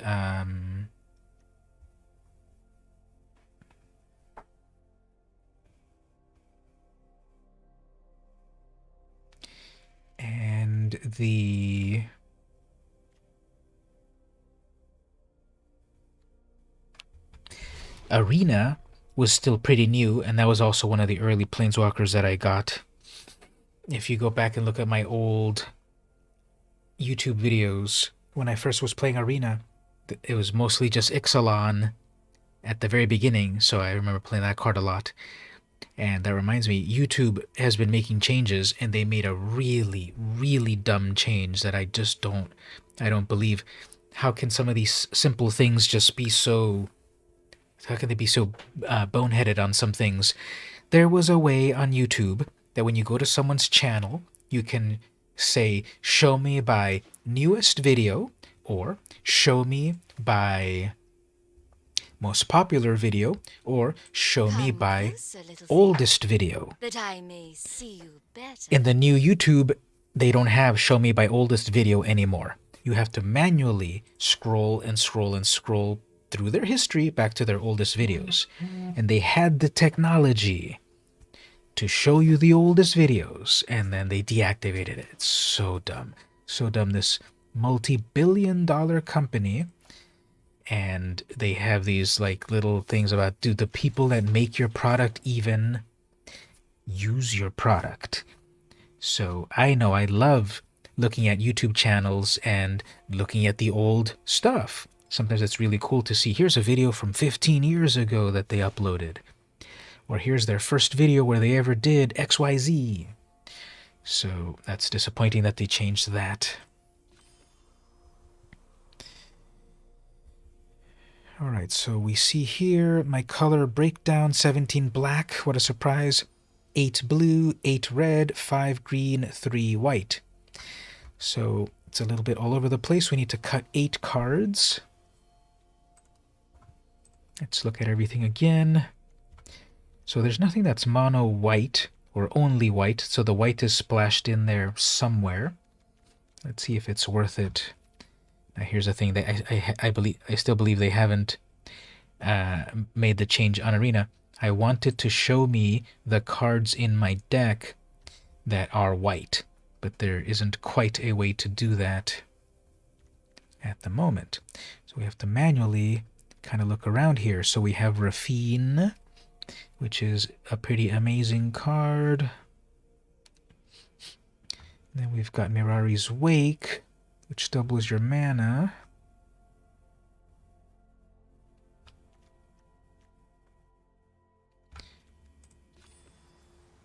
Green.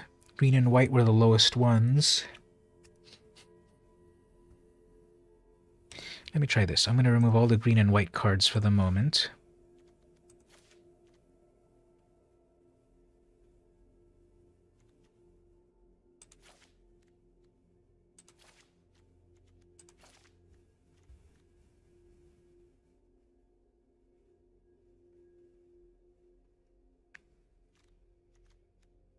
So then we have Grixis colors, blue, black, and red, 42 cards.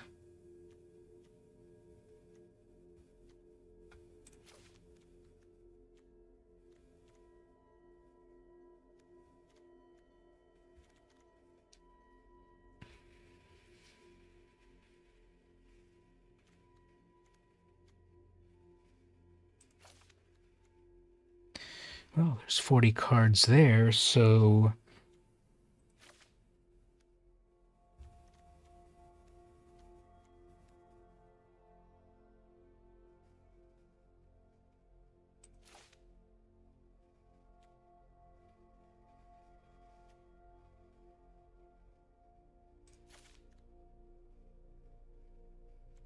I picked up a lot of the red, blue lands, black reds.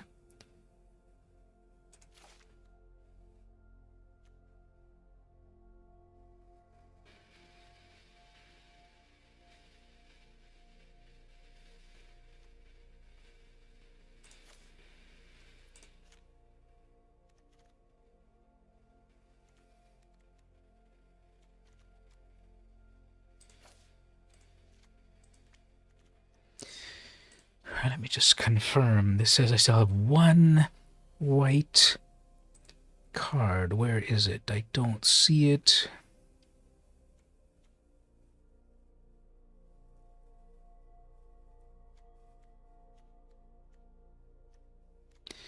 Maybe it's got the white casting cost.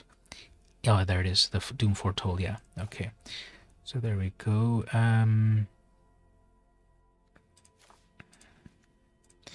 All right. So we're gonna do black. We're gonna try black, white, or black, blue, red. Land seems okay. I guess we don't really need this world tree.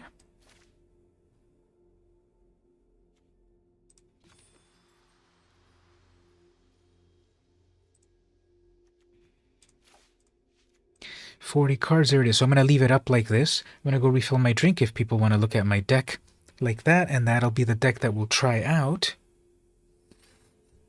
Be back in a moment.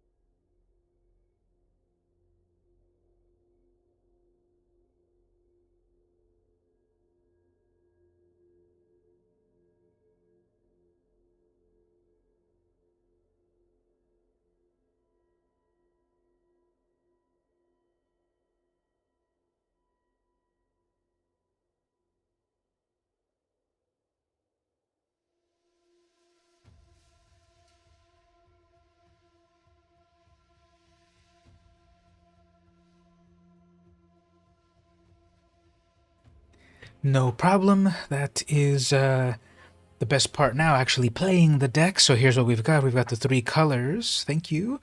We've got the 3 colors and a little bit of fixing and scrying and the like. So let's give this a try.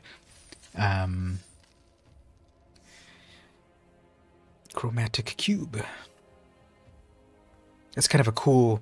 Did they just change it? I thought it had a different design. That's kind of a cool design right there. We've got the chromatic lantern. We've got Nicol Bolas over there. That brand new haste treasure guy.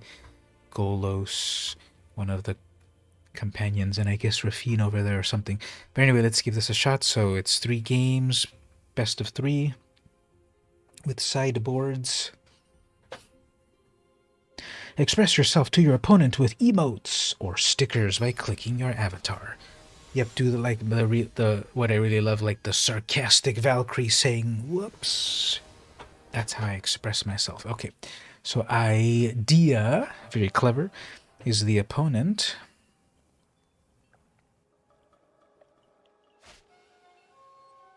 Escanta. Okay, that'll work. Escanta turn 2, that's exactly what I want.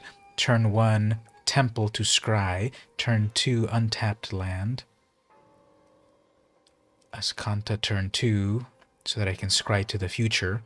Nicol Bolas eventually. Very good card. And what does this one do again? I barely read it. 3 mana. Target player sacrifices a non-token creature. When they do, you may discard a card. If you do, conjure a duplicate of the sacrificed creature into your hand. Alright, so basically it forces them to kill their own creature, and then if you do, then the...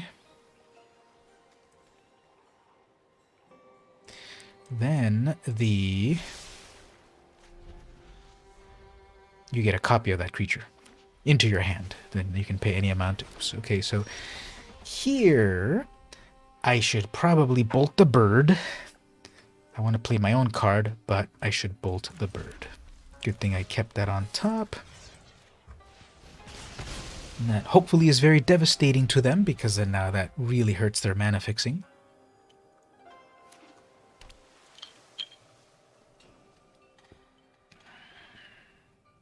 Triple blue. Mentor. Okay. As for myself, Dragon Skull enters tapped unless you control a mountain, which I do. So that will fix all my mana to all of the colors. Alright, so Soul Servitude. Let's kill their mentor and steal it.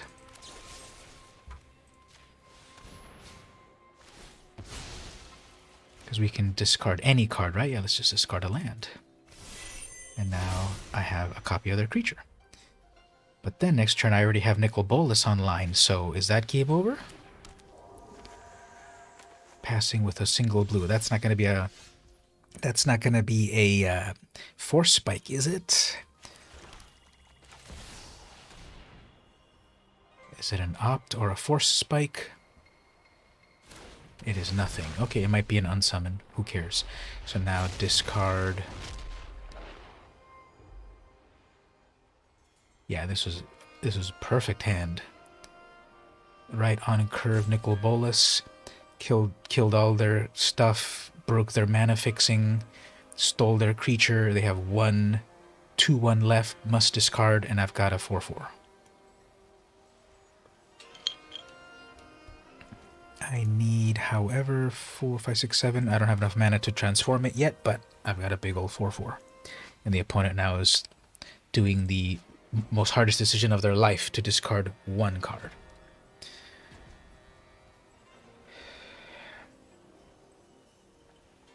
Carving and being a dad. There we go. You finally discarded Pull of the Mist Moon, blah blah blah, a novel. Alright, so yeah, I definitely got all of... Ah, man, Touch the Spirit. Okay, that's gonna devastate me, I guess. Can we get rid of that?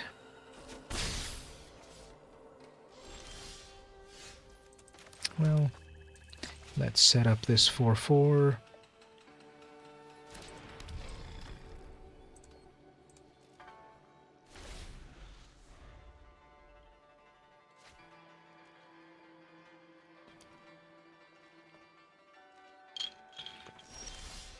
Okay, passing with full mana. Not good.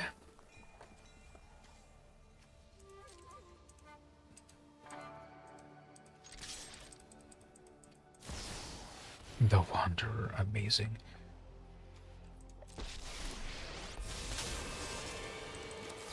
Feel the energy of battle, then guide it like water.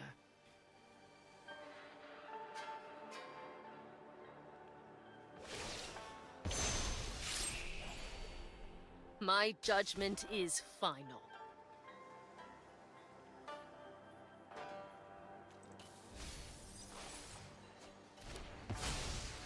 I'll be back.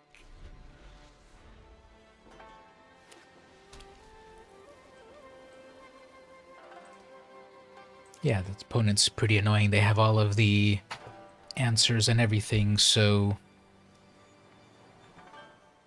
just because I took out their... Plus they're also very slow, so that's doubly annoying. But even though I took out their color fixing, it's still... They're still doing very well. Matching me pretty well. Now we have the Emiel, which I'm sure is pretty good. Was pretty good.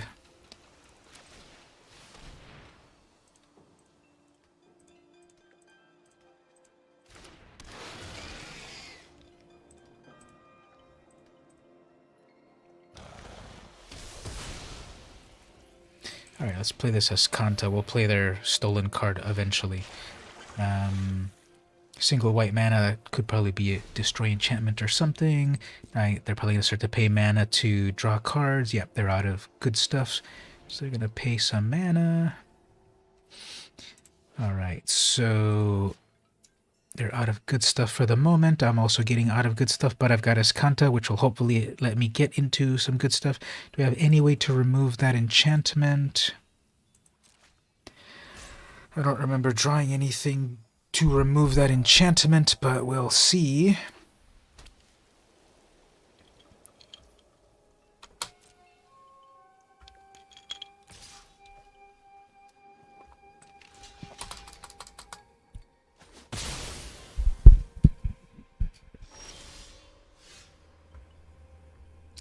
Alright, here's our Planeswalker. Let's see if we can cast it.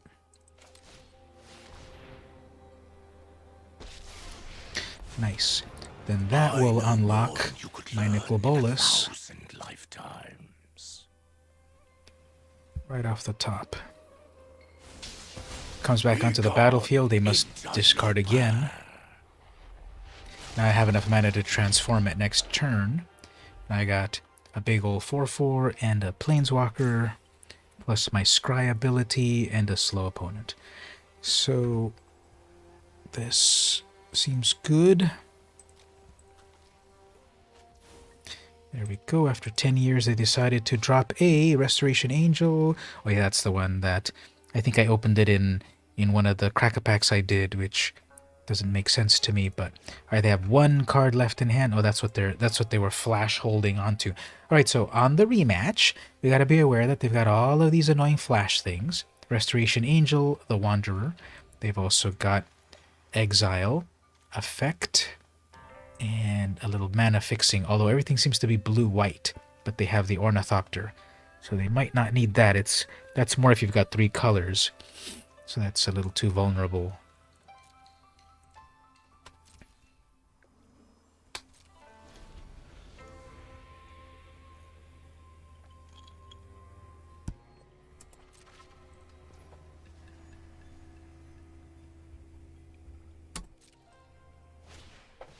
There we go, Vizier makes a copy of something, or does something. Then I drop my own card, I guess. Well, that was so fortunate. You don't have enough mana to do anything with it, opponent. Please pass the turn.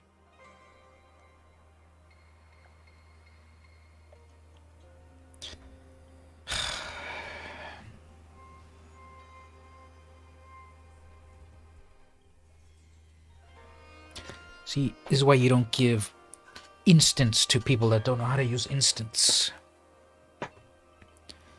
Double white, and then they have priority. This is obviously disenchant or something, and they have no idea to destroy my enchantment. So I have no idea why we're stuck looking at each other like this.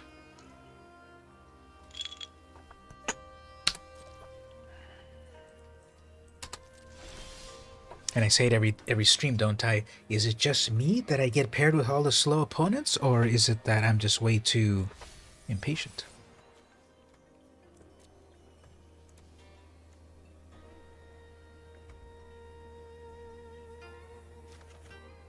Oh, okay. Well, let me transform that.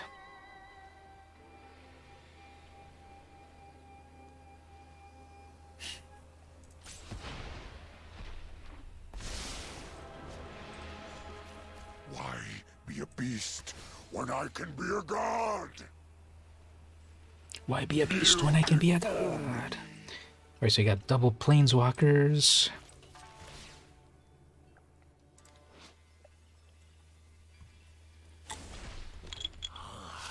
double planeswalkers on the battlefield. Next turn I'll have my third planeswalker, which starts to make bugs or spiders or something, and then that'll be nice. So I guess after this sort of back and forth long play of things, starting to get things turned around here. Yeah, I know it's, you know, think about your turns and do the right play and such, but sometimes it does definitely feel that like this, like what is even going on here? Like you have 2 cards in hand, you have 6 mana to play, you can't really play your embalm creatures, there's nothing to duplicate. You want to duplicate my own 2/2. Okay, you're gonna double spark my own planeswalker. Actually, that's not gonna work, so your go. You can copy creatures with that, opponent, not planeswalkers. Read your cards. So I think I am playing against a newer player. Do we want to give concessions to newer players?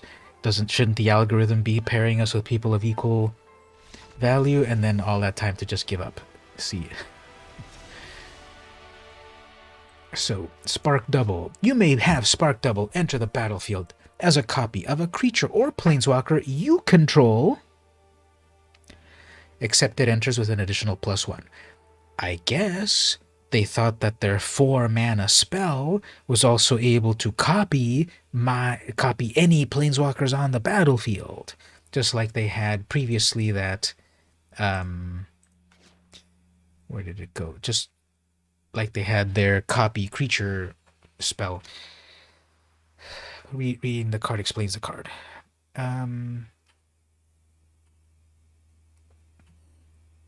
Yeah, hit that thumbs up button. It's over there, or it's over here, it's over here somewhere. Press that thumb button. Thumbs up button. There's also a brand new button added onto YouTube, which they call the, what do they call this brand new button? If you press it, it unlocks amazing things. It's the...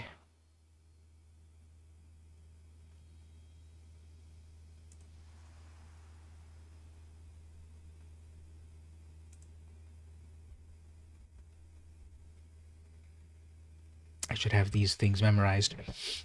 But there's a brand new button on the YouTube called the... It doesn't show it on my side. Never mind. Super thanks or something. That's another cool button to press. Anyway, so we're playing against blue-white and copies and flash stuff. I don't think anything really to safeguard against it. Thanks for hanging out. Make sure you see the Discord for the next game. So I don't think I have really much to sideboard into. We'll just go to it.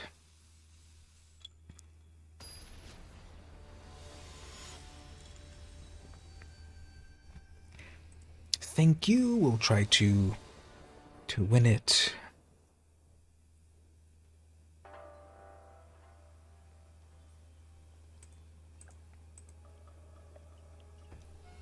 I bet if you go to bed now and wake up next time, my opponent will finally have finished their turn.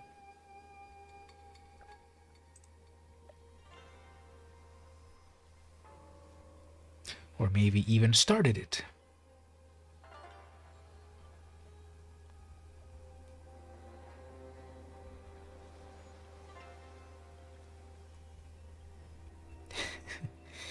Yeah, are they salty and just trying to mess with me that the on our last game, do they have bad internet? Are they sniping me on Twitch? See, that's one of the downsides of streaming on Twitch, that the most unscrupulous people look you up if you're live on Twitch and then watch your side of the stream. I'm just taking a look over here. Is Idea? There is an Idea on Twitch, but they're not live at the moment. So I don't know if it's the same person.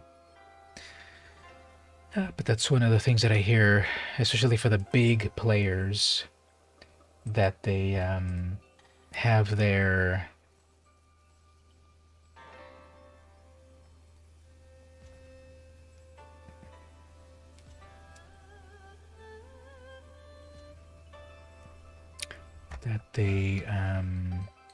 yeah, like, what are they doing here? Did their internet connection go out? They're just so salty.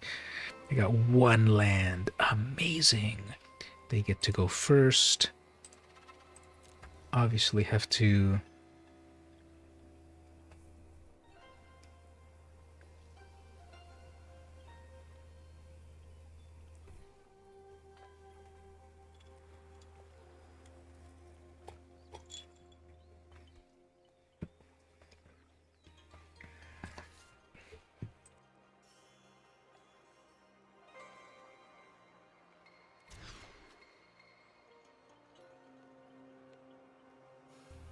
Well, now we have the opposite. We have this huge hurdle to climb. We had to mulligan. And at least we got the Ugin with colorless. And a removal spell for legendary creatures.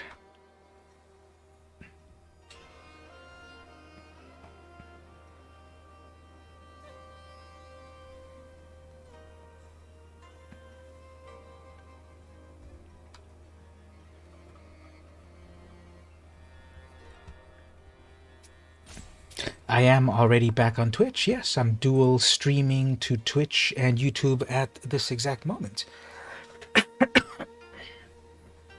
What had happened was I had this, I was only streaming on YouTube at the very beginning. Then I found this app that would let me dual stream to Twitch and... No, actually, at the very, very, very, very beginning, I was only streaming on Twitch, but back then I was only streaming Doom. That was before Arena came out. So in the very beginning... So at the very beginning, I was only streaming on Twitch, but it wasn't Arena. Then eventually Arena came out, and I was streaming on YouTube. Then I found this app that let me stream to both. So I was streaming on both for a while. Then they shut down that app. Some company bought it, and then they shut it down. So then I was only streaming on YouTube because then I couldn't stream to Twitch. And I have a bigger audience on YouTube, right? I've got 18,000 or 1,800. 1,800 followers on YouTube. On Twitch, I've got 97. So, but now I found a new app that does the dual stream, and I'm live on both. But YouTube is the big one. You got some adobada and carne asada. Sounds good. Making me hungry. I still think about that pizza that I had with you guys at the Buffalo Wild Wings. That was a tasty pizza.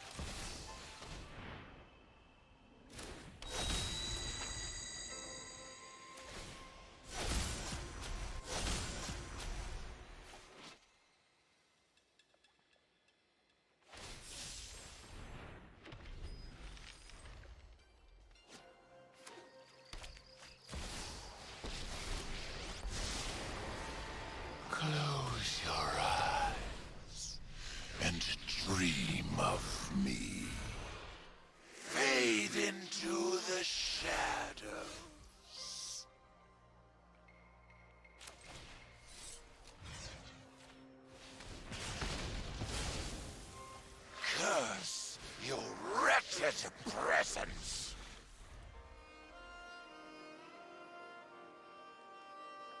Did my sound go down also for a moment? I'm not sure how that happened, but got it back on. Well, that's devastating.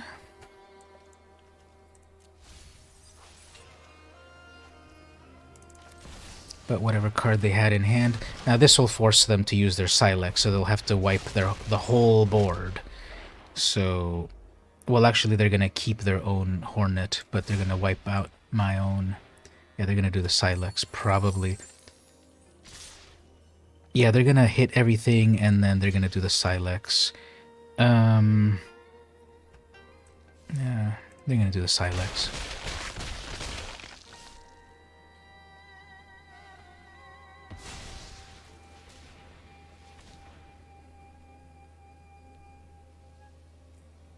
Double green, yeah, there we go.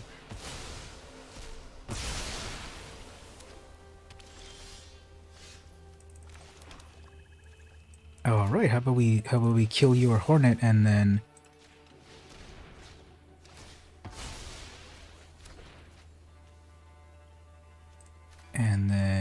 keep it for ourselves.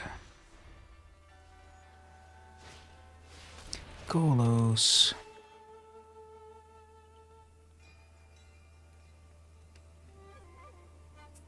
Hopefully it's not Field of Ruin.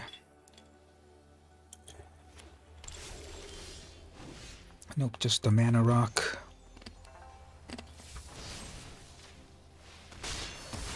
We're missing some land drops, so that's not good.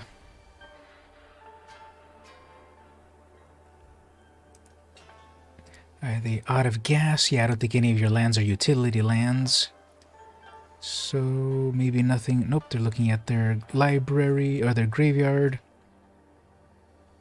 Raised dead. Yep.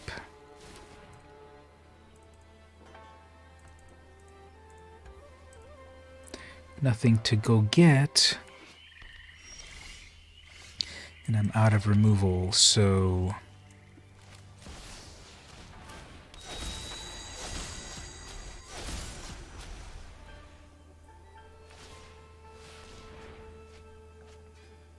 So all those cards for free.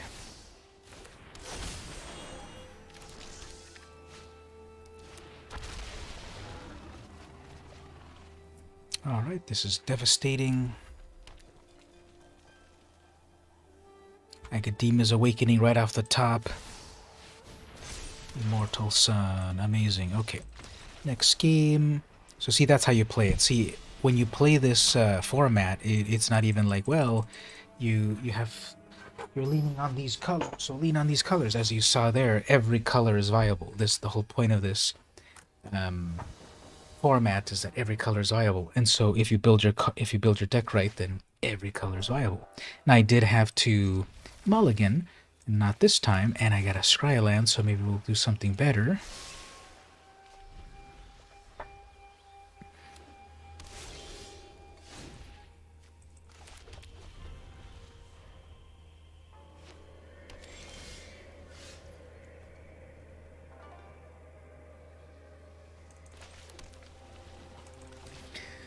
Let there be light with the Celestus.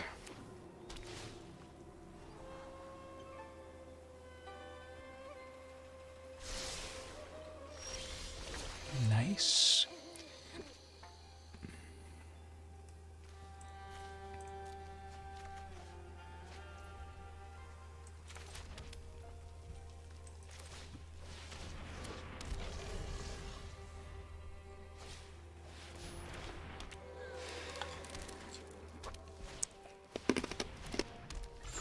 Well, they're playing it right. They have every single...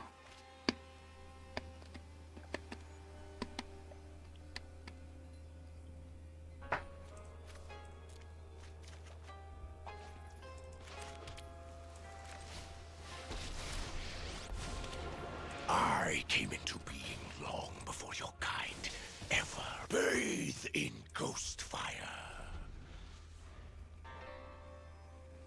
So they have every single color of mana.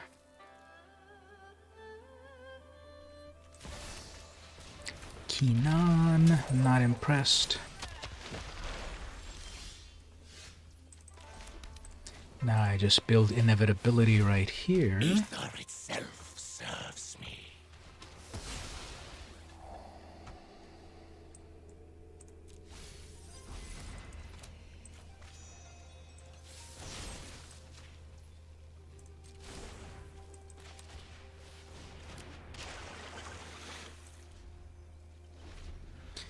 Alright, so I just keep making more creatures with Ugin. Hornet Queen, that's their big top end. Pretty good top end.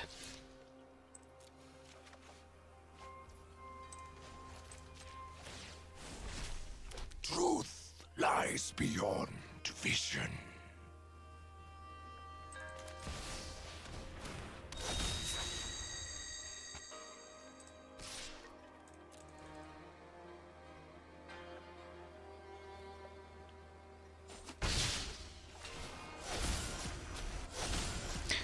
Lulth will be very good if I can cast it.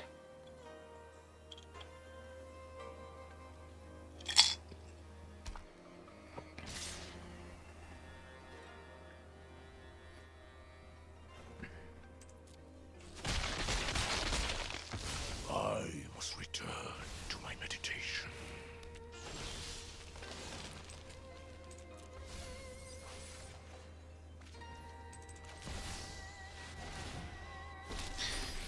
Alright, so this makes...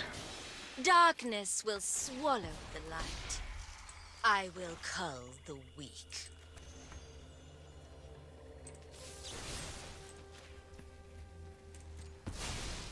So that makes spiders.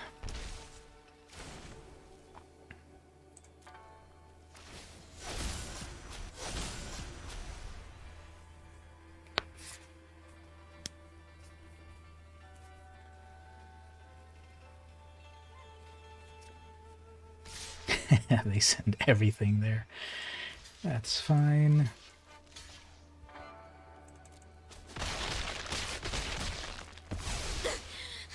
The light is insufferable.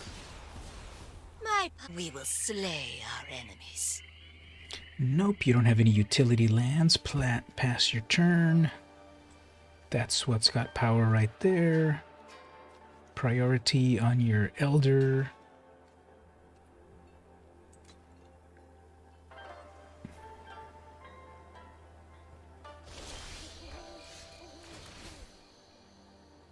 Choops. Grab that Chupacabra, leave that. Draw a discard. Yeah, let's draw an extra card and discard a land. Oops. See, look at that. That's... Oh my god, that was a mistake there. Because it didn't show it to me in the right way. I thought I had those two cards in hand, but those two cards are not in hand. So then when I drew a card, I had no cards in hand, so I automatically discarded a good card. So that is annoying.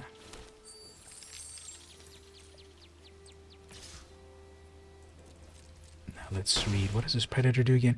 Whenever this becomes tapped, exile, or whatever, sacrifice another creature, this gains indestructible. So yeah, that'll be a good game changer. And Sotoru. Okay. So we got indestructibility. We got two creatures that can get sacrificed, no problem. Prismari Command will do good stuff. I've got 2 mana left. That needs 3 mana there. Alright. So this is a pretty good... We're in a very good state right here. Land 1 mystery card. Looking at my graveyard. Yeah, I don't know why people flip over the Ascanta. I feel the unflipped is a little better. Because with the flipped one, you have to pay mana for it to do its thing. And then they don't. Now, can I do stuff here? Yeah, let's just do this and eat eat both of these so then I have things to do.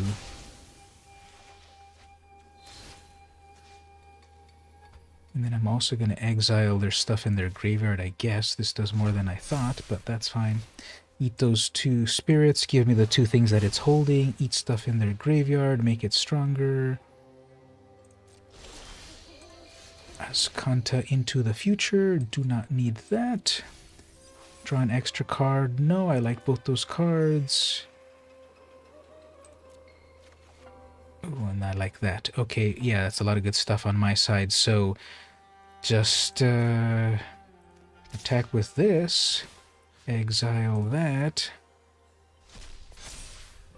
That's a 5/5. If they block with one of their creatures, no problem. Instantly 2 damage to any target, and destroy something. No, draw, then discard. Okay, so destroy the blocker and target myself.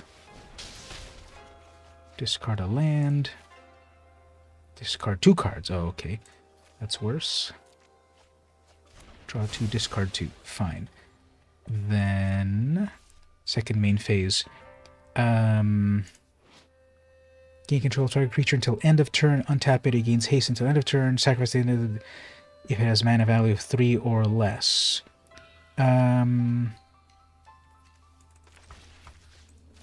Want to do that eventually. Actually, I guess I can still do it. Okay, yeah, I'm just going to steal their 1/1, and then it dies at the end of the turn. Your crew for my freedom? Actually, why don't I just sacrifice your own creature? Thank you. There we go.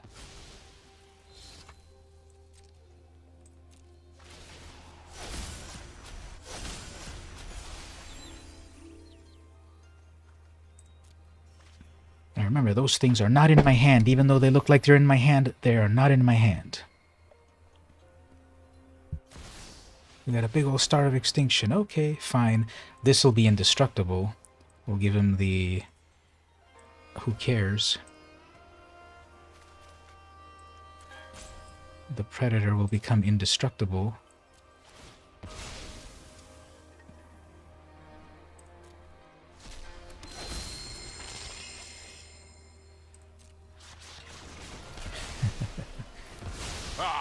I'll have you in chains next time. Sure. Negative 15 damage on that Predator. Anyway. Moving on.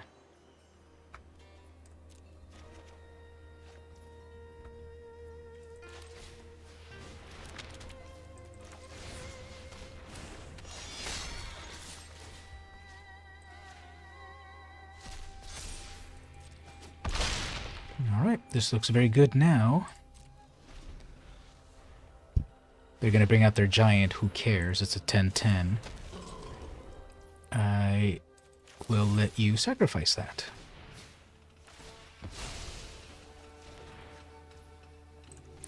And let's double scry into the future. Do we need that to any target? Yeah, we'll target it right to the opponent. 6, 7, 8. That's 8 damage right there already. GG opponent.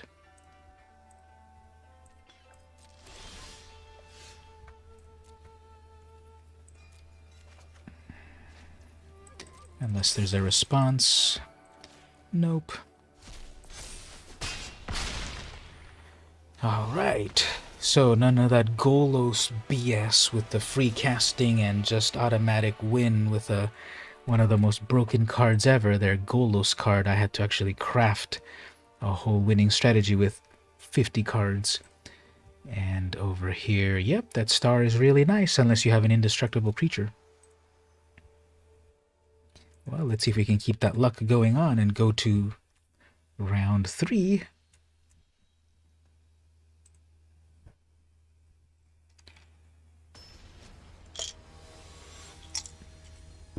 This is it, the fight to end the night. We're not ending yet, but that's a rhyme. Alright, so turn 2 Ascanta, that's good. Chupacabra, removal, passage to get me any color. Okay, we can do that. Scry leaving it at the top. There's my predator. Just be courteous here and go directly to get the land. No need to do it at the end of the opponent's turn. Turn 2. Ascanta to see the future. Turn 3. Skull Island. Ooh, King Darien. Haven't seen that one before. Prosper's good. Darien was good. Discard. Do I want to discard? There's a lot of good things. Yeah, let's just discard Satoru. Ah, never mind. Okay. That's some good strategizing. Okay. And, play Prosper. Settle the spoils. Do I want to spoil? Maybe. And then Golos. Okay. Well, Chupacabra will take care of that. Hopefully they don't get that Agadima's Awakening. That's what happened last term.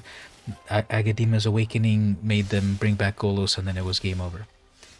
I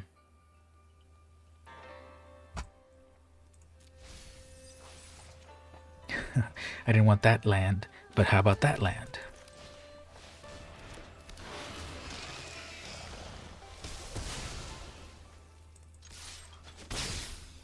Prosper will set me up to prosperity.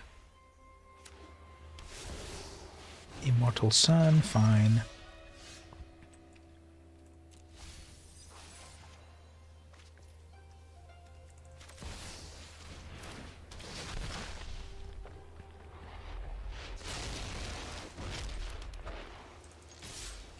Alright, let's see if your Immortal Sun saves you.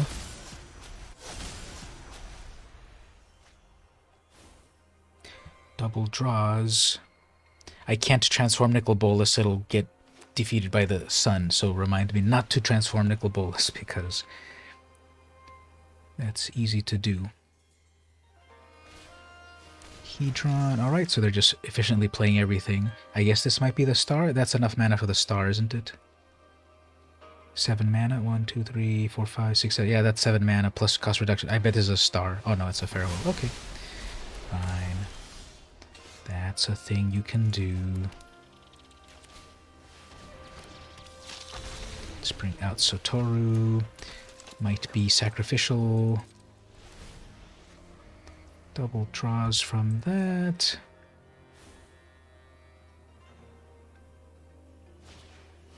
Keruga. It's gonna draw a bunch of cards. Oh, not too bad. Shiakoi, okay, that's annoying. Midnight or Murderous Rider will help. Oh, you clowned yourself.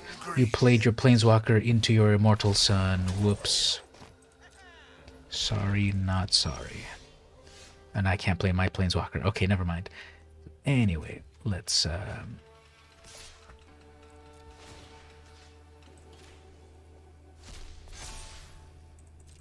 let's just do this. We're in a very good position here. We can't play our Ugin.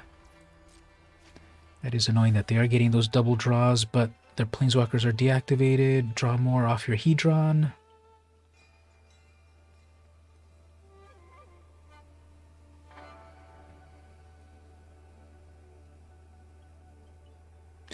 So they have definitely all the mana that they need. You should probably crack your Hedron. Don't think you need the mana. You could maybe do the Karn Silex. Because that's an exile and the Predator would live. Yeah, it's just going to keep getting bigger. Plus it's indestructible because I have a... Yep, exactly. Draw 2 off of that, looking for answers.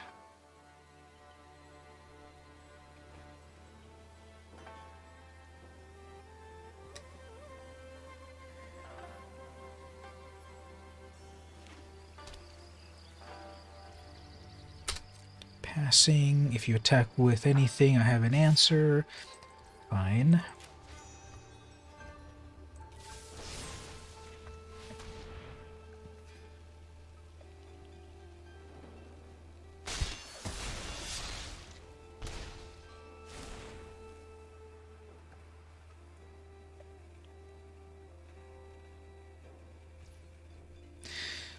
here we go. So, oops, pausing for priority on my turn. That's advanced, unless they're trolling me. Yeah, they're trolling me. Alright, so... let's...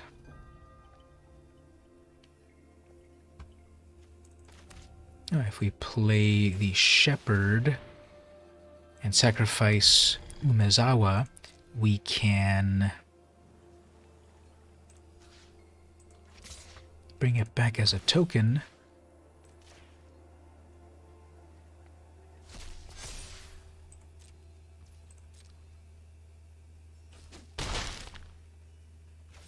Flying token, I believe. Whenever another token you control dies, you may exile it. If you do, create a copy, except it's a 1/1 as well as its other type. Oh no, it doesn't fly. For some reason I thought it flew. Anyway, you've got so much mana and so many cards in hand, opponent, and you're still struggling to finish things? If they have their... was this the opponent with the Hornets? Hornet's Nest? Queen Hornet, whatever it's called? Yeah, Kinan won't help you. Kinan just doubles your mana, and that Dryad won't help you. It doesn't have flying. I have 2 flyers. That's lethal, 2 flyers. Do you have defense for flyers? I know they've got the Hornet Queen. And that'll be... that's what they need. They need their Hornet Queen or the Star of Extinction. But again, I've got my Predator, which will live.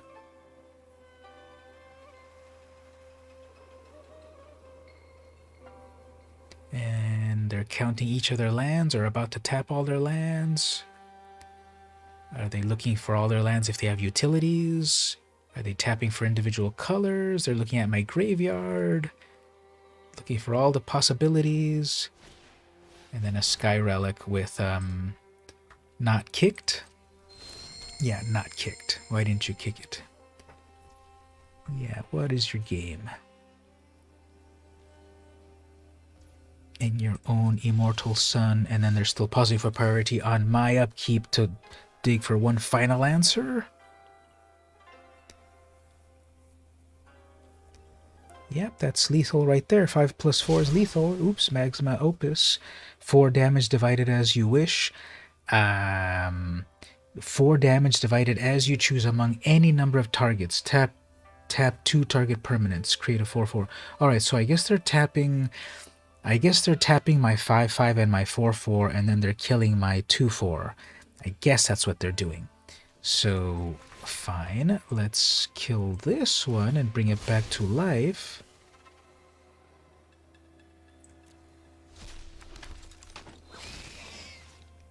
Exile that. Tap both of those. Sure. Draws 2 cards. Now it's my turn. Bring in a creature.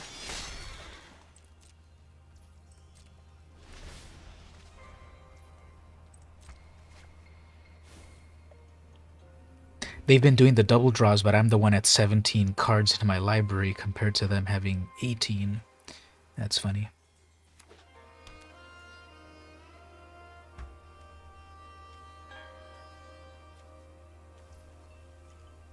Alright, passing with all their mana, attacking with everything. Probably don't really need to block that. 8, 9, 10, 11, that's 11 damage. Yeah, we'll be safe with just blocking that.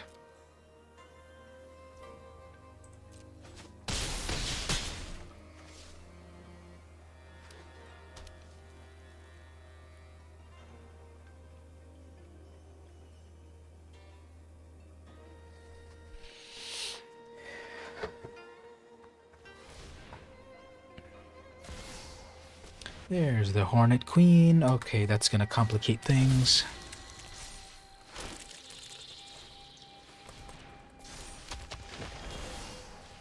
And then the Silex. Yeah, we lost. Yeah, GG opponent.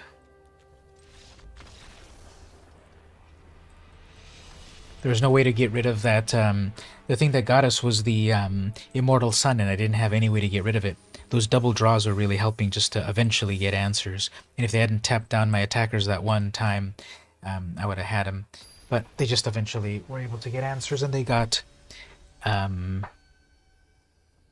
they got too much value, too much cards in hand, and a lot of mana, so too much to try to push past. There's a pretty cool background. 1 mana, amazing.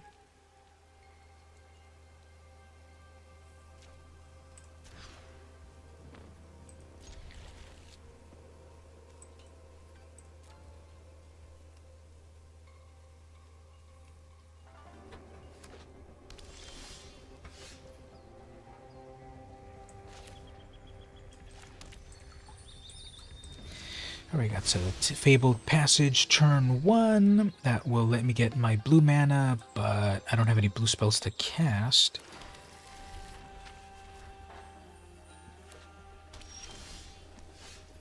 Celestus.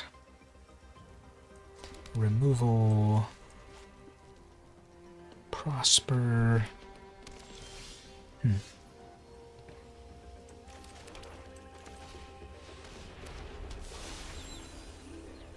Surely you've got a turn 4 play. Emil. Okay. It's a pretty good one.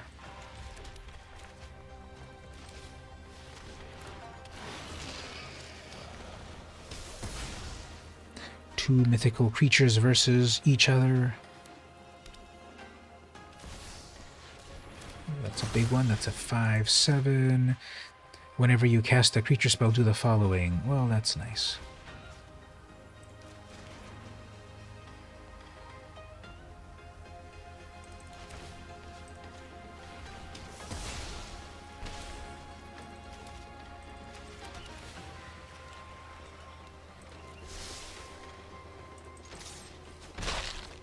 Alright, so we're all at the phase where we have plenty of mana to do things.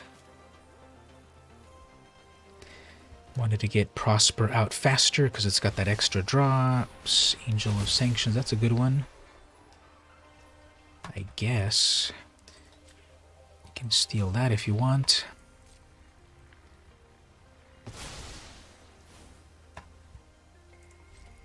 Not so bad. Ooh, Nicol Bolas. Okay, let's bring it a big ol' Nicky B.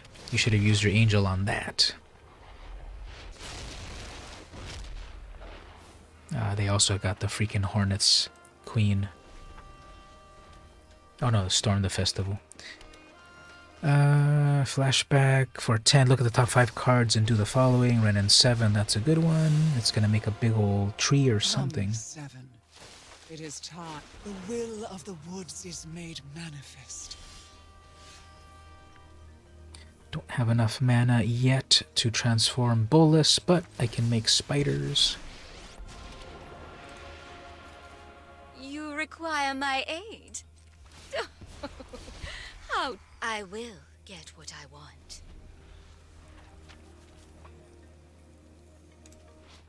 Whenever a creature you control dies, put a loyalty. Oops, that'll be bad.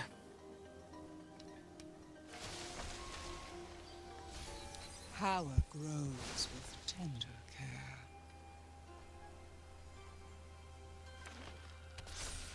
That's a 7/7 with reach.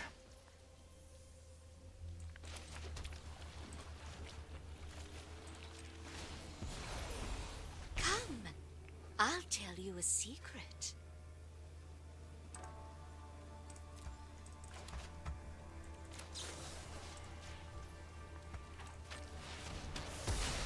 Removal just in time.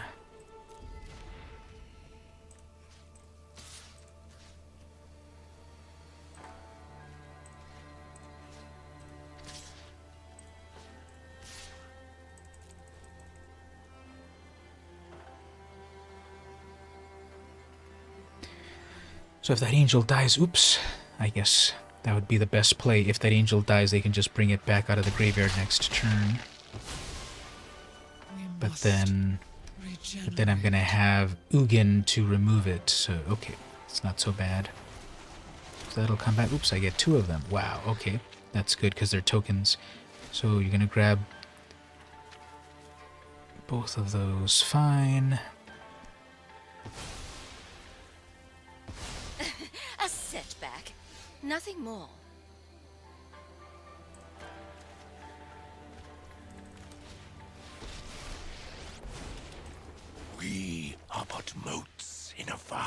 multiverse. My plans do not include you.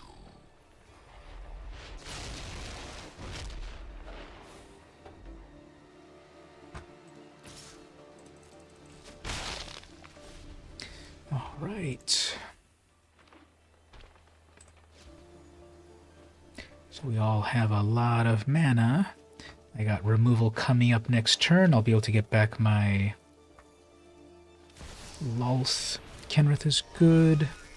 That can destroy my Celestus, I guess. Or gain them life.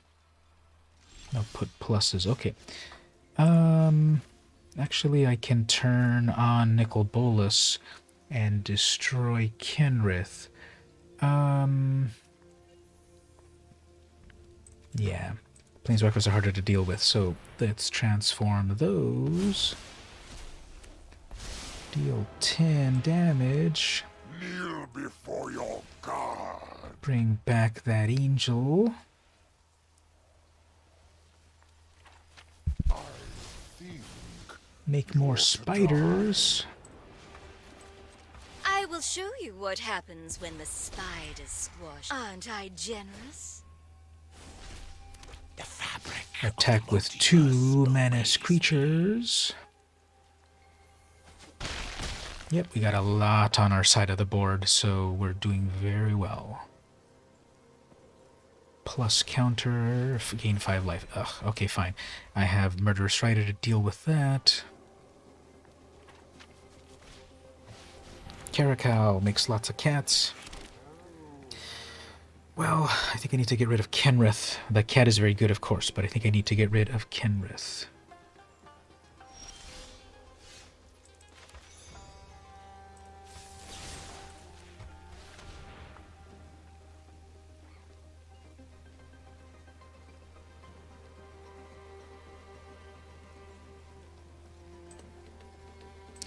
Now, if that Chupacabra dies, I can bring it back with blood.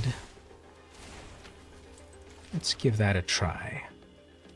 Well, first let's see all of our Planeswalkers. What do we can draw 2 cards, deals 10 damage. Yeah, we can do that. Nicol Bolas can deal 10 damage to Mama Cat over here. Time to teach you respect. Can make more over here.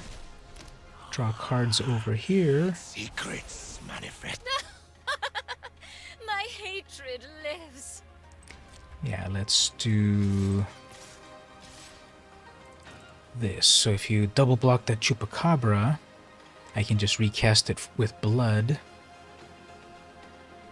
Kill one more thing. Okay. Prosper will draw me more.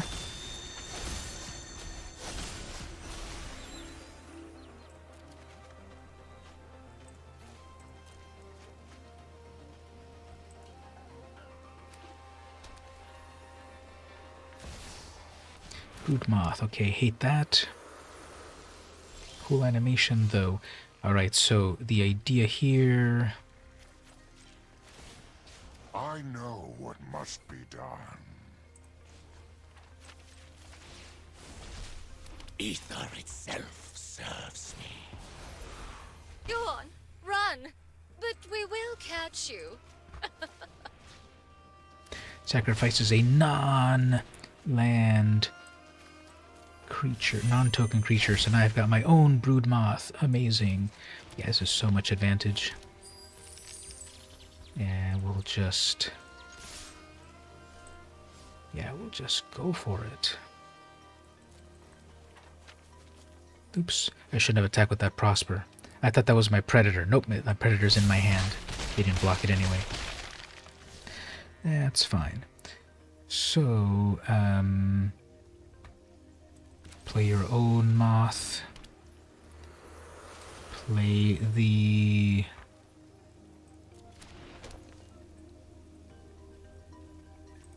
yeah, just play everything.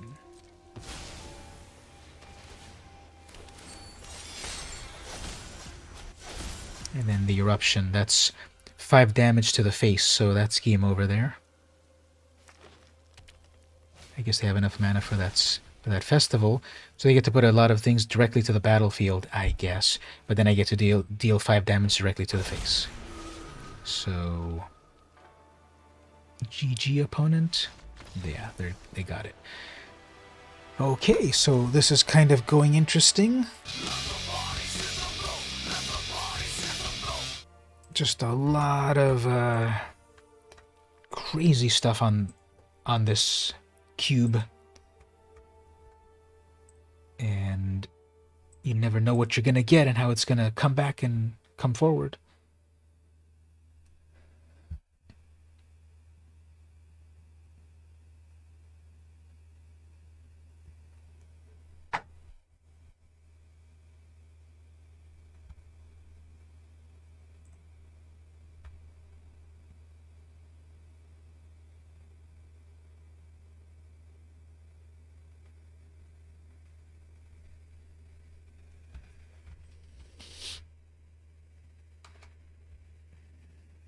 So what does everyone think of the cube so far? Have any of you played it?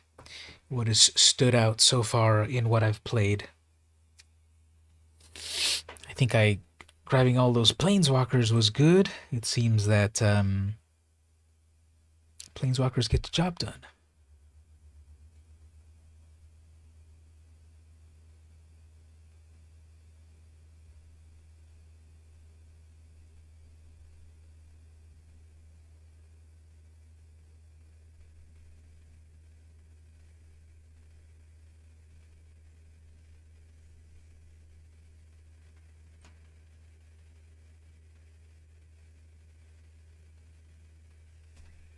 And the opponent is furiously sideboarding to find answers.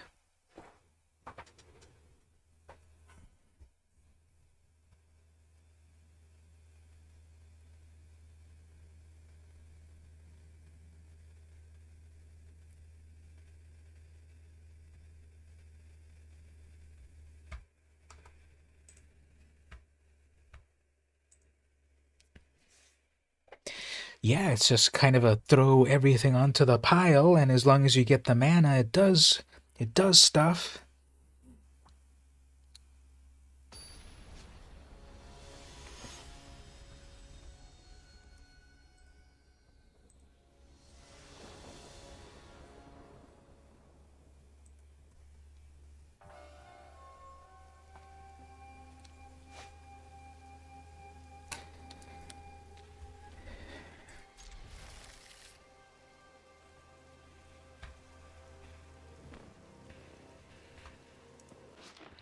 I got one of the cool stained glass one of the stained glass legendary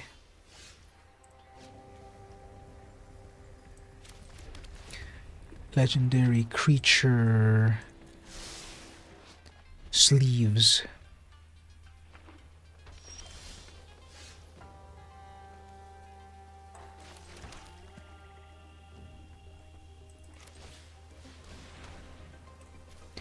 Seize the spoils, working exactly as intended. Discarding a worthless land, drawing 2, making a treasure. Oops, the opponent missed a land drop. That is devastating. I wish I could be sympathetic, but when you pay for an event,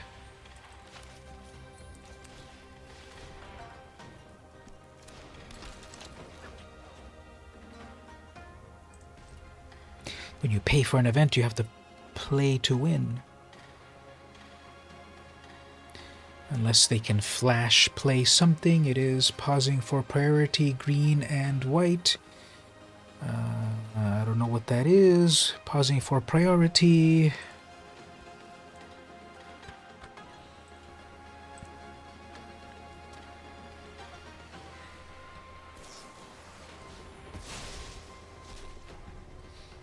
Well, I guess it takes a while to read your own cards. X is 3. As an additional cost to cast a spell, you may exile any number of white cards from your hand. This will cost 2 less to cast for each exile target artifact, creature, or enchantment with mana value of X. Yeah, I guess you have to do the math for it, but Eventually then, March of the Otherworldly Light does its thing.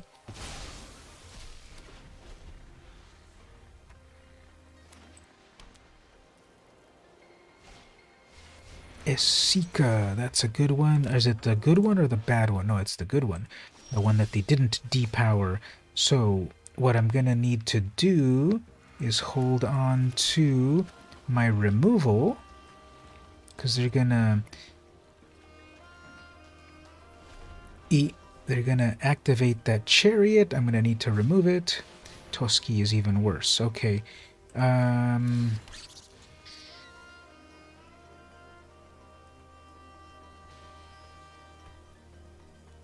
Yeah, whatever it is, this is gonna be annoying.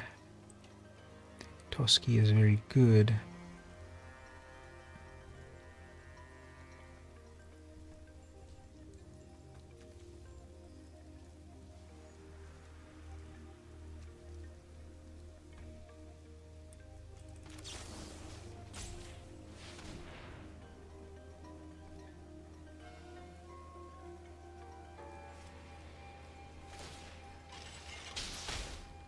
You tapped yourself out. Put one of them to your hand, the other into your graveyard.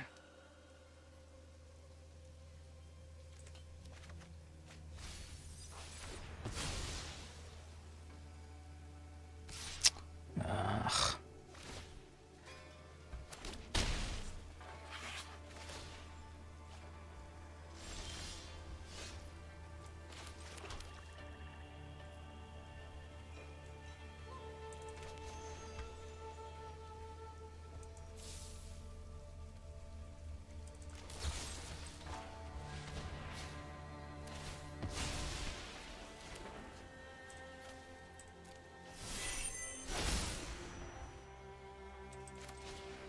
All right.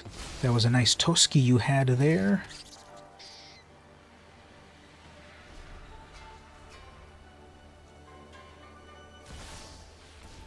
Chatterfang. Okay, that's how you defeat Toski, with Chatterfang. But they don't have enough mana, do they? Nope, they need black mana for that. Yeah, that's going to be annoying. All of those copies.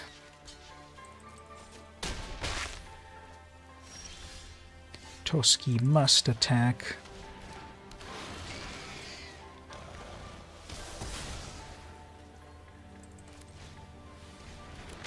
Alright, so I'm going to need some instant removal. I'm going to need some instant removal, and, or that chariot, there's that. That's not going to work because it's not instant. Yeah, we're in trouble here, because that chariot's just going to keep making more and more and more 2/2s. That's why they had to nerf... then they're just going to duplicate that. Yeah, this is game over. So, that chariot, that's why they had to nerf it in standard. It's just so powerful. And then here, we're seeing it. It's just getting out of control. And then they've got the Anointed Procession, which is just going to duplicate. So you're just going to get two cats over and over and over. So that was untenable. Yay, I finally get to play first. Then I get a horrible hand.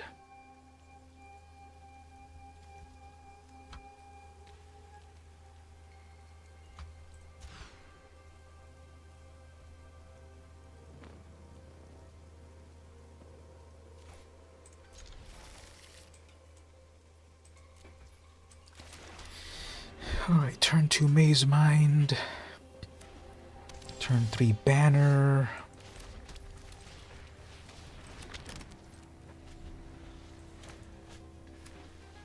Turn 4 Prosper.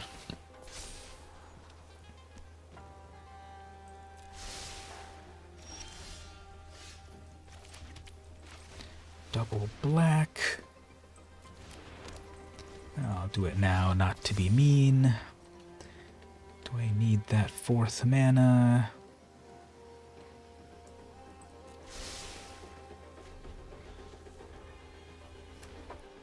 Triple white. Oh, that doesn't seem good for them.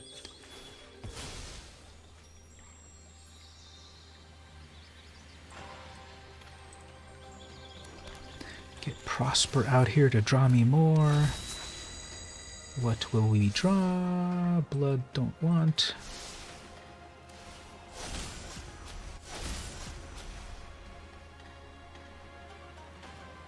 I think the opponent suddenly got bad luck, so we're probably going to get a rage quit. Yeah, 4 white.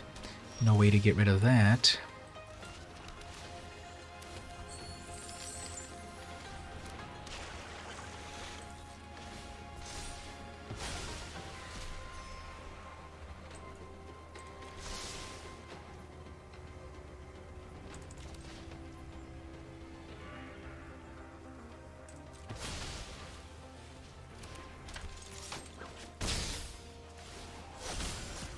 As long as they don't get that chariot.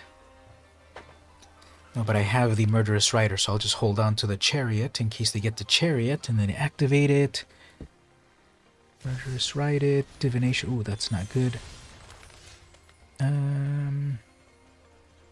Yeah. We'll just put the pressure with all this damage. Yeah, grab that.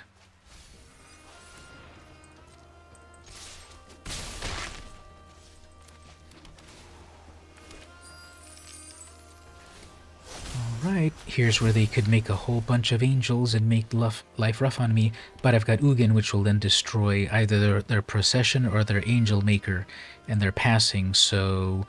not suspicious at all. Still pausing for priority.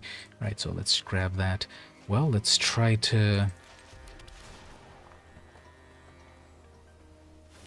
Yeah, let's just play that Ugin and get rid of the Angel Maker. I am ancient and wise. Heed to my advice. And then a Wanderer at the last minute. That's fine. I got Prismari Command. You started this fight, but I'm going to end it.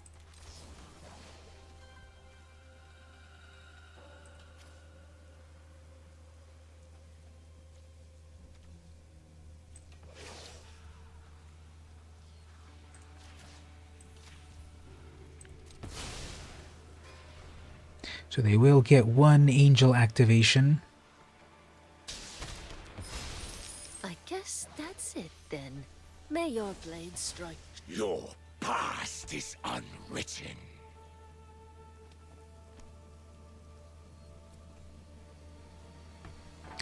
Prosper does have Death Touch, so we gotta go for it because...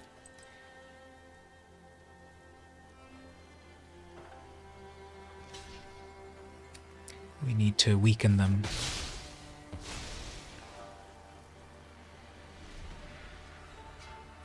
Four in the air. Vigilance. There we go. There's a Sika. Okay, so we definitely got to hold on to that rider.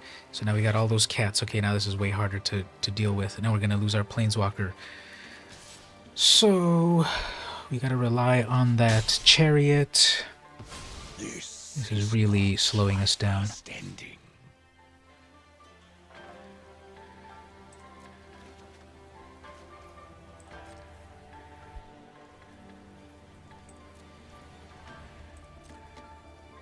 I got double removal.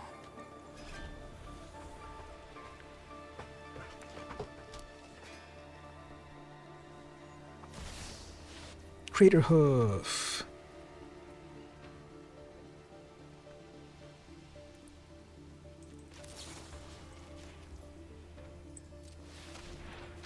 Yeah, we're dead. We shouldn't even keep going. Crater Hoof just ends everything.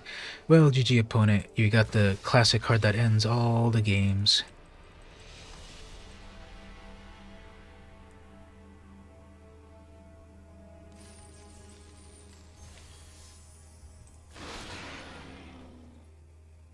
Gloom Shrieker. Already got one win, and that was a Drider Drill Bit Black Channel Path. Those are horrible rewards. How are they gonna give you uncommons for playing this? They should all be rares. Okay. So yep, that was the Chromatic Cube as we saw there.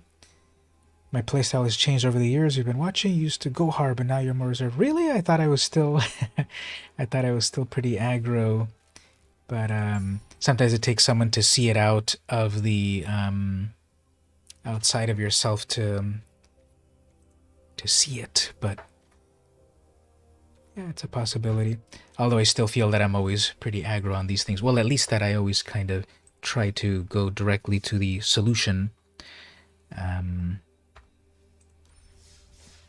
But anyway, that was the cube there. Been streaming for 3.5 hours. Let's just play a little bit on that ladder. Let's go back to the ladder to play that ladder ranker here for a little bit. Then we'll wrap up soon. 3.5 hour stream is good. We'll try to climb a bit. If we get 3 losses in a row, I'll definitely end it. If we keep going on a streak, we'll keep going on a streak. And actually, I'll write this down just to kind of see how this streak goes. Just for fun, for no reason. The Kill Everything Demir deck. That sounds familiar.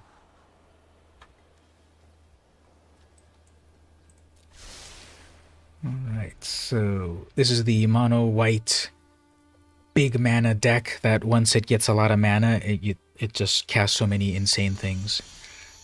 But of course, the point of it all is ramp. This is actually not a good hand, but that Void was supposed to help a bit. So hopefully now I get a little bit of ramp. 2 mana, Remorse, Do Not Care. Probably will grab the Hedron. Or they might get they got scared and grabbed one of the Ulamogs. That must mean they have a lot of removal in their hand. So probably they're going to do another one this turn and grab the other Ulamog. Because it would have been better to grab the ramp to prevent you from getting to the Ulamog. They're playing mono black and they're passing. And that one is probably triple mana. What is triple mana? Pausing for a priority. They're probably going to have more hand removal, which is fine. We'll just build up to inevitability. Ooh, we got actually Rakdos colors. 3 mana for that. Destroys nothing. Destroy each non-permanent with a mana value of 1 or less. Exile all graveyard. Exile this saga. It comes back as a 3/3 trampler. And then it gets bigger. Okay. That's a thing you can do. I have here all the mana now. If they don't get rid of that Ulamog out of my hand. 1, 2, 3, 4, 5, 6, 7, 8, 9, 10, 11. I have 11 mana. If they don't get that out of my hand, then I got Ulamog up. If I get Ulamog, if I can come back on my turn. Alright. Well, bye-bye to that land and bye-bye to that saga. Might as well use up your land. You will lose 5 life, but you might get an answer. Alright. Well, they probably have like Liliana's Triumph here. Yeah, there it is. Exactly. That's the only way to get rid of it, right? Well, anyway, Power Stone Shard, and then I can crack those Hedrons to draw more. Or how about we play another Ulamog? Let's play another Ulamog, and now you have no red mana. Although that probably won't matter. They probably will still have another Liliana's Triumph.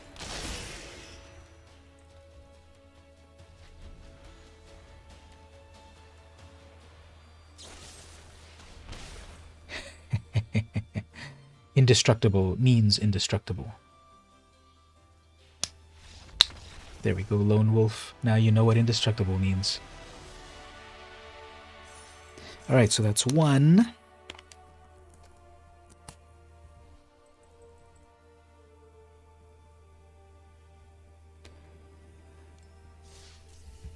I called it, and that means either I play too much Magic, or I play too much Magic.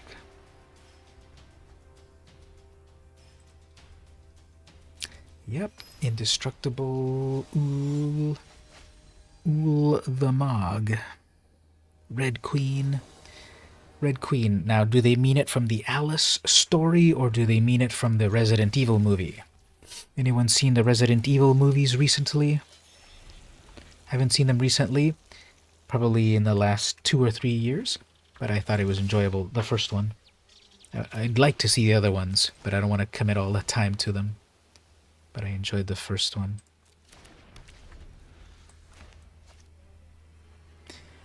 Alright, if we play Little Dragon... Okay, so it's going to be the red... It's going to be the Prismari...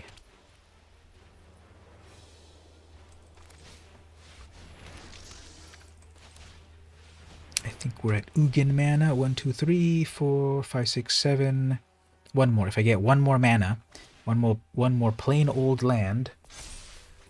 Okay, it's the deck that I hate. The is it fill your graveyard spells deck. Is it Phoenix? That's what it is. The Is It Phoenix deck. Play one more land. Ox. Single mana. Pausing. Probably a lightning bolt. And of course I don't get the mana. Okay, well. 1,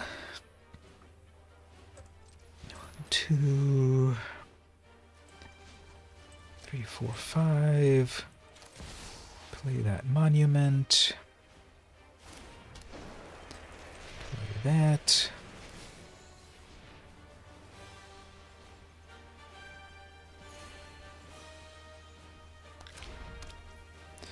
Play that. And I've got a million mana.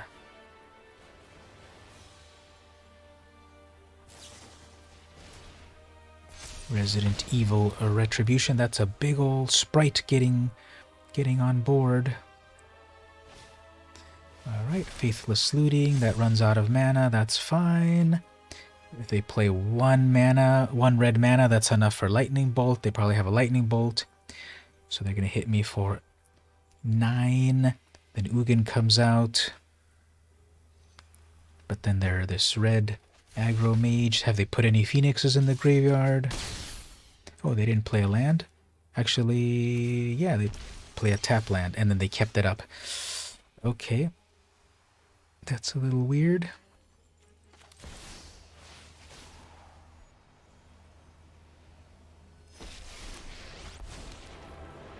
The axiomatic structure of reality is surprisingly flexible. You are too dangerous to roam free.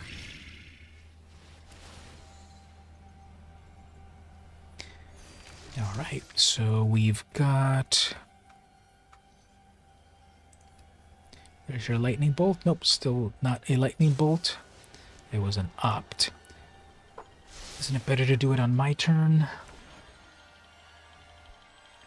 So Resident Evil Retribution on which, and then there's the lightning bolt right here for the full damage.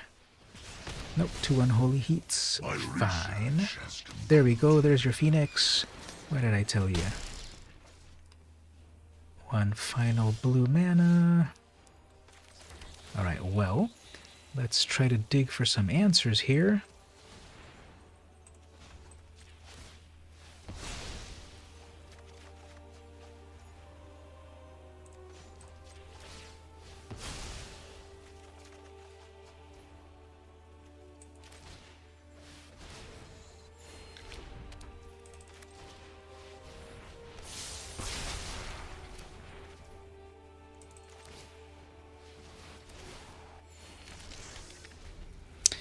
Alright, so you got your Ox, you got your Iteration. There's 1 Phoenix in the graveyard. There's your Opt. You play one more spell, probably that Lightning Bolt, bring back 1 Phoenix. Nothing. Okay.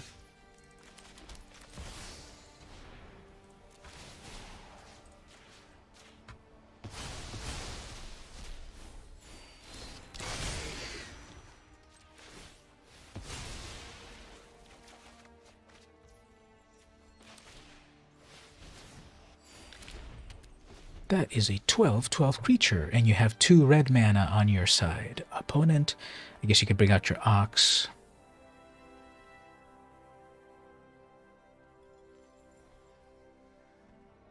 Yeah, they're going to bring out the Ox from the Underworld.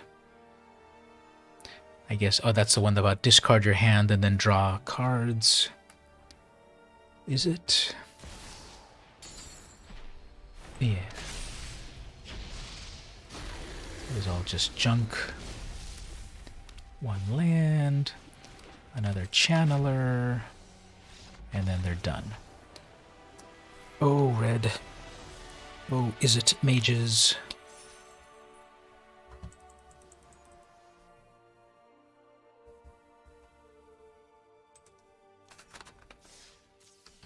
So that's 2 in a row.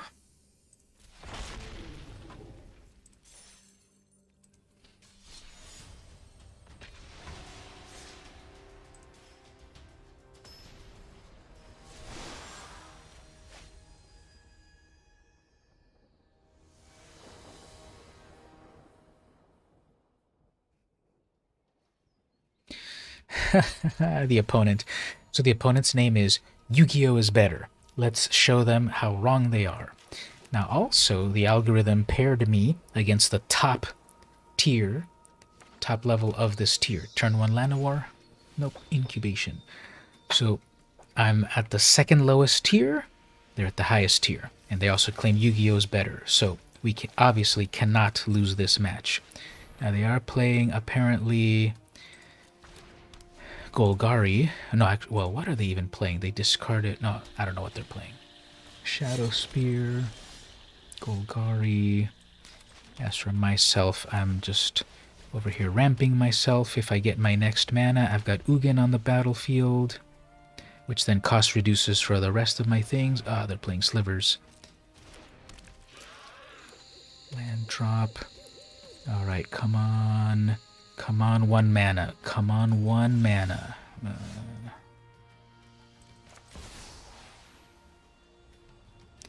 Alright. Slivers, you have to kill them on sight, and if I didn't kill that mana weft, so that's gonna be bad. Sorry, everyone. We lost this one because we didn't get the 1 mana.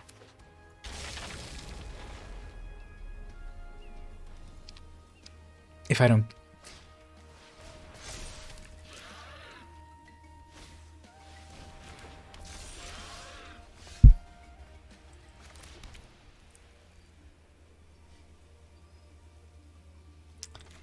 Yeah. Recklessness and fear. Truth lies beyond vision. Missing those land drops really held us back, so I guess they're gonna equip the thing. Everything gets a +2. Nothing has trample. Plenty of mana. Everything's a mana dork.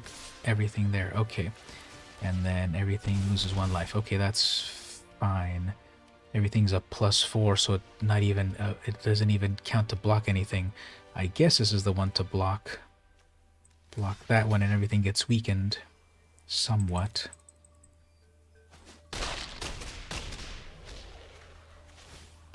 So be it.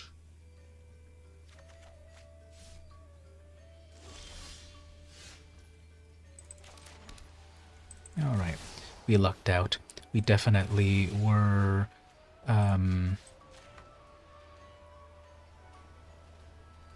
lots of chances to lose, but we just powered through and got all our mana out.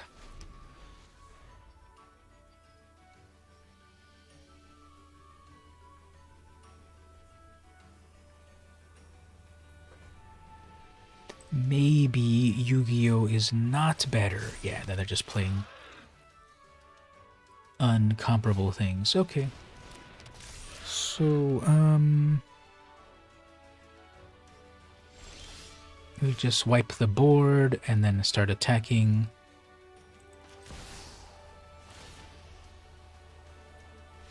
And then they're done. Yep, Yu-Gi-Oh! Factually is not better. Sent them to the Shadow Realm.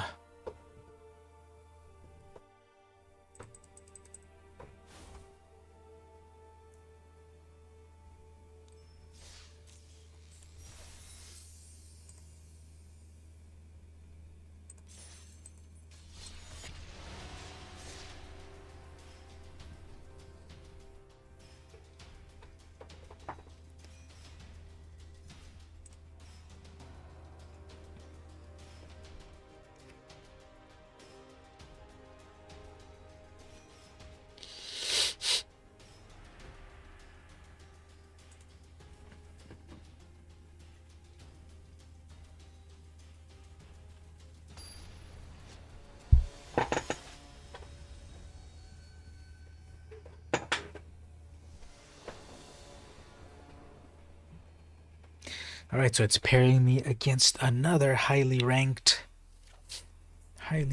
player.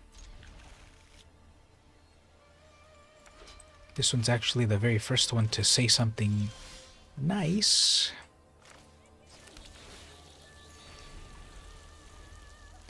White Saga turn 1.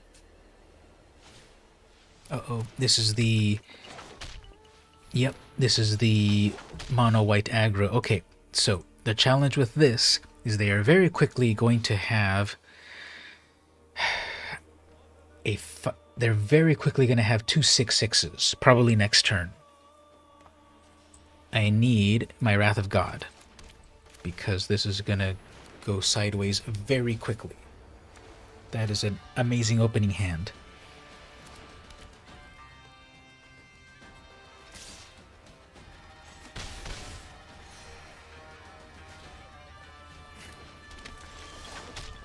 Yeah, we're in trouble.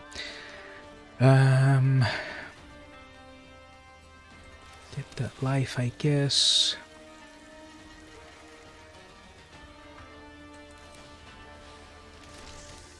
That'll bring us to Ugin. There's that angel. Those are each 6/6s now. And flying. Yep, GG opponent.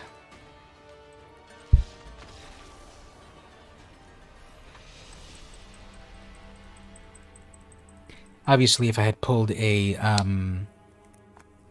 Wrath, then we would have been okay, but that was incredibly aggro. They had the perfect opening hand, I'm sure.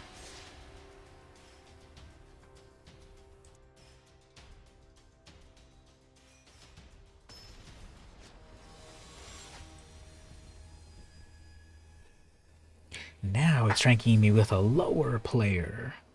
See, there's the Wrath. See, what is this algorithm that taunts you? But I can't play it unless I have white mana, so...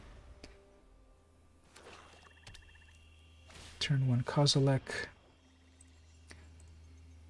Take your pick.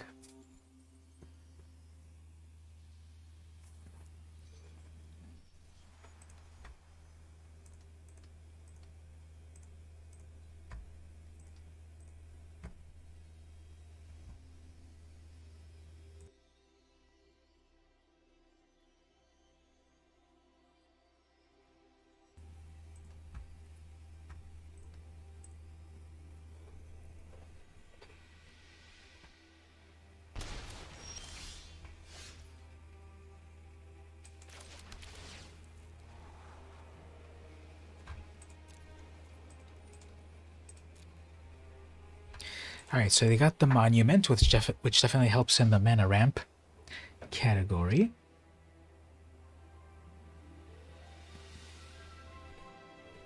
Just gonna have a very slow hand.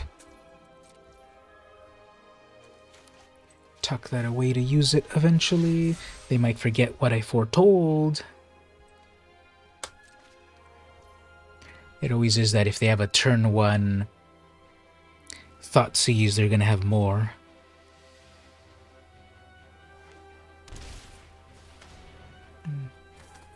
Sure.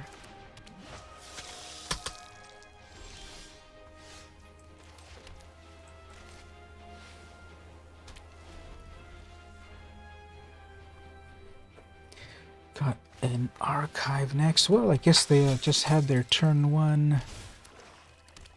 Their turn 1 Thoughtseize to shock and awe. I missed the land drop. If I get a white mana, that would be good. There's that Thoughtseize. That's enough for me to cast that Ugin. Yeah, I'll cast the Ugin. Every exploit ripples through time. The fabric of the multiverse. Probably have removal for that spirit. Take out that Ugin. Take out that Ugin. Then my Ulamog.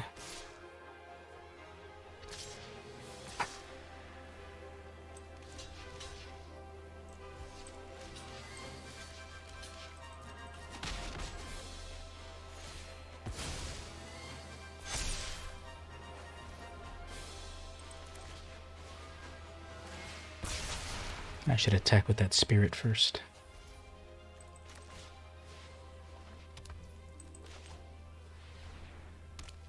So there, I have all the mana that I need for Ulamog as long as I can keep it in my hand. Secrets manifest before you.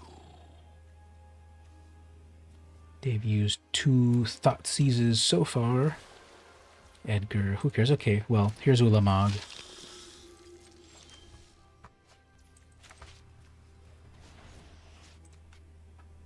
Yep.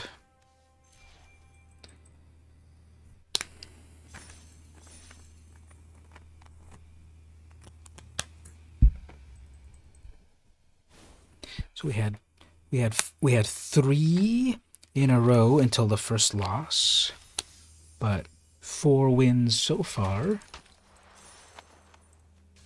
Climbed up 1 tier.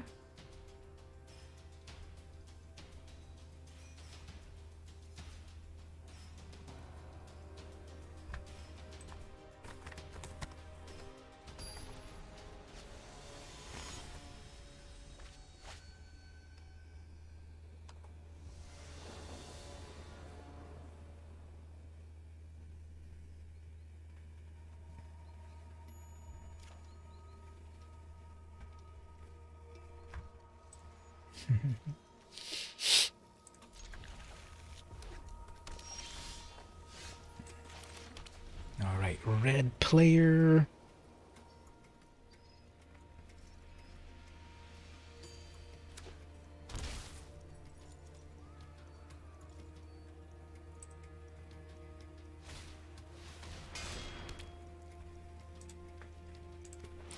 It's pretty uncommon. Oni Cult Alva. Whenever one of my artifacts you control leave the battlefield, create whatever. Sure.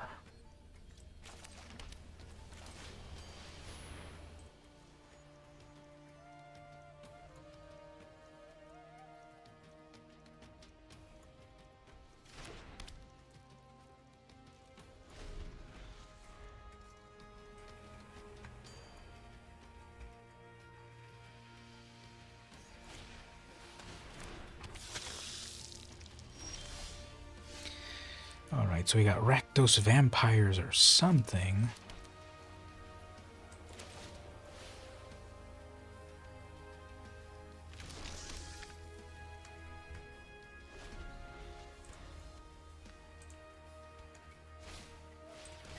Double Artisans. You should attack with your 0-2.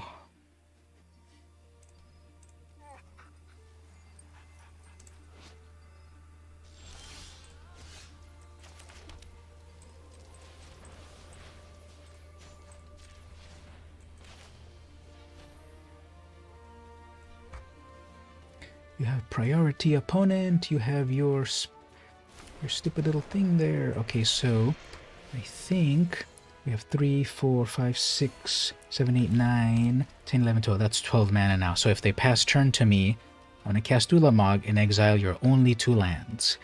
I don't know if you crafted your deck that way. Witch's Oven. Alright, well, let's good game them here, unfortunately. Can't really play Magic without lands.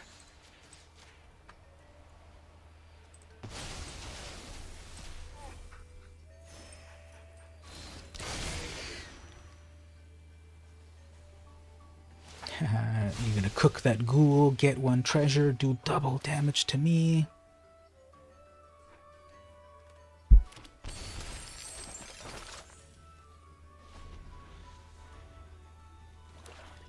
There's your mana. There's your mana. Then we'll play Ugin, wipe the board, and if they haven't lost their will to live yet...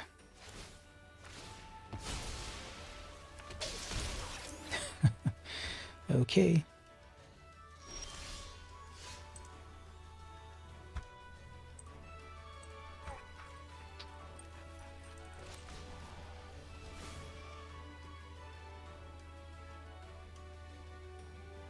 This is so one-sided. Taking a screenshot of this, the opponent has one land, and I've got an Ulamog and an Ugin. 21 life. Yep. Math.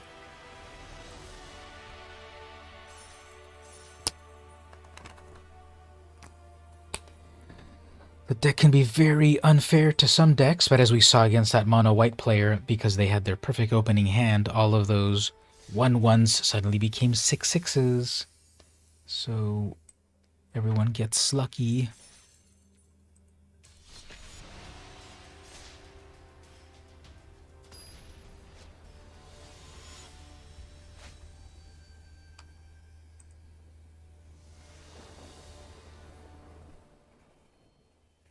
Kulzark is the opponent.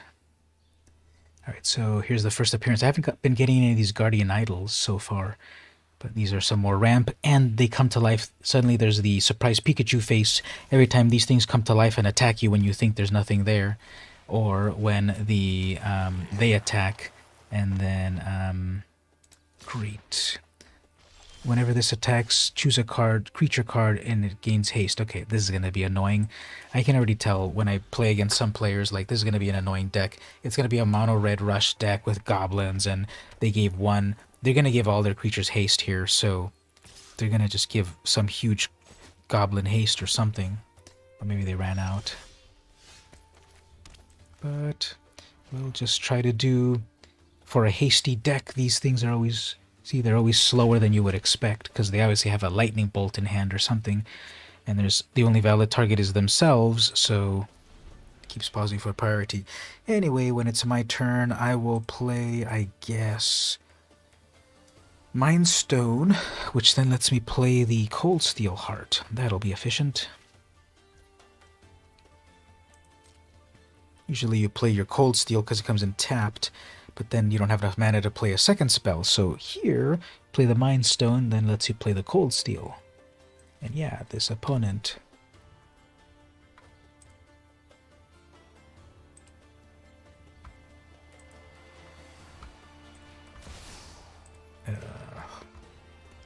that's not a goblin.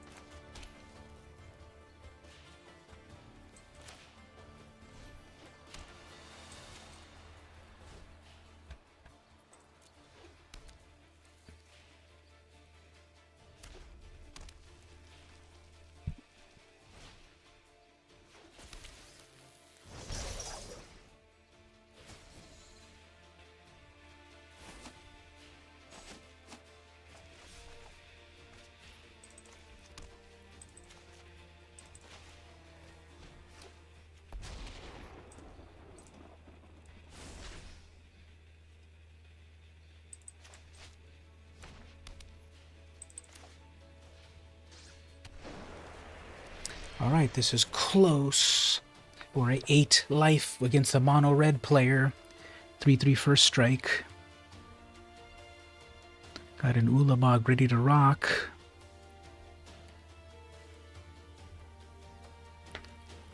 Attack all into me would be the best thing. Yep, that's what they're going to do, of course. They're going to have the... what's it called? They're going to have the... yeah, they're already looking at their hand. They're going to pop in a Ember Cleave on that 3/3. So I think we're dead. Because then they're going to have the lightning bolt. Yep, there we go. Ember Cleave. That's 4 plus 5. And then lightning bolt for 3. See, there it is. Final red mana. Lightning bolt. So we're dead here.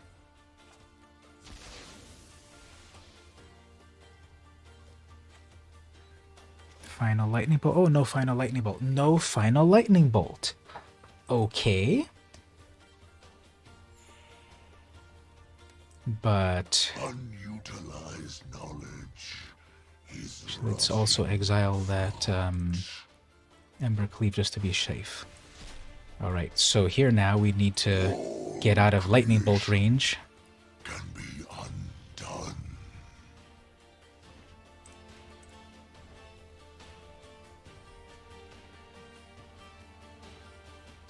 Okay, 5 mana, 1 blocker. We're down to 1 life.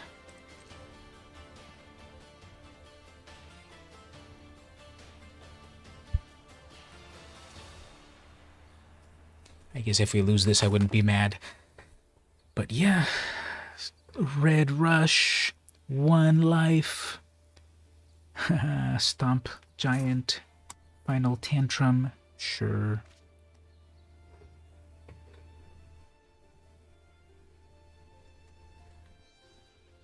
Alright, passing Ulamog time.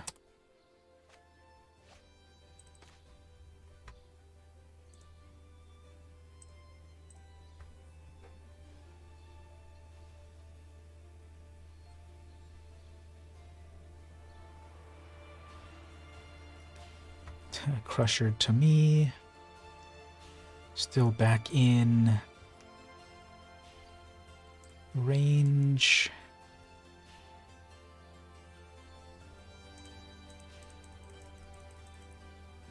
Got 5 life.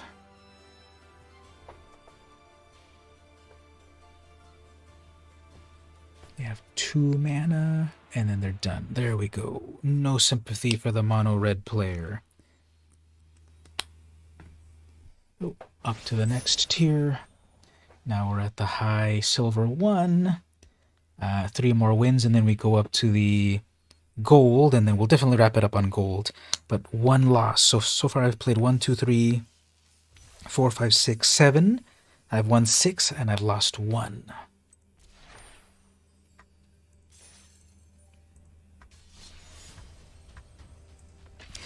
That deserves a...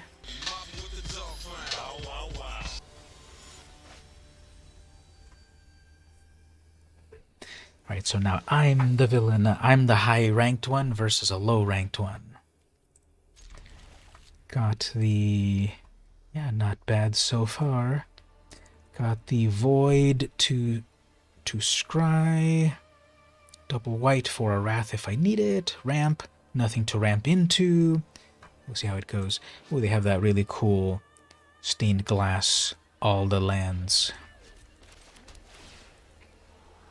There's the Wrath, just in case.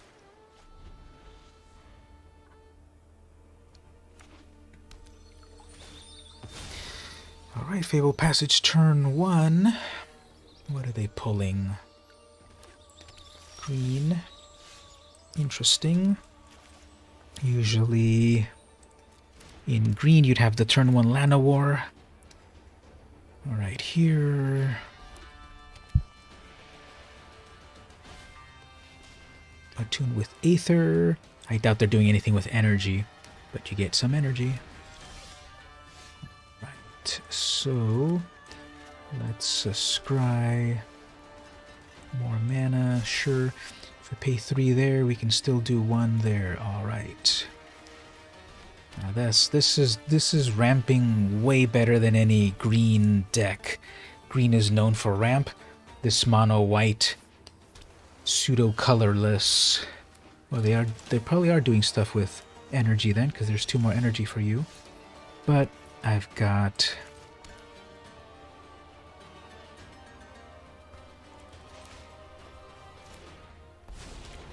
My presence my alone. planeswalker plus a blocker. If that dies, that's fine. You know what? Actually, they might be... I know what they're doing. They're doing that one deck, the spin the energy deck. What was that one deck that you needed to get 6 energy? Yeah, they're doing that energy deck.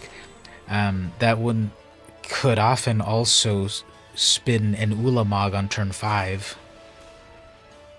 Yeah, they have all the energy that they need. So most likely they're gonna do the what, I forgot what it was, Aether Engine, or I don't know what it was, but that was also like a turn 1 or an early turn win that if you got enough energy, you could then spin into something amazing.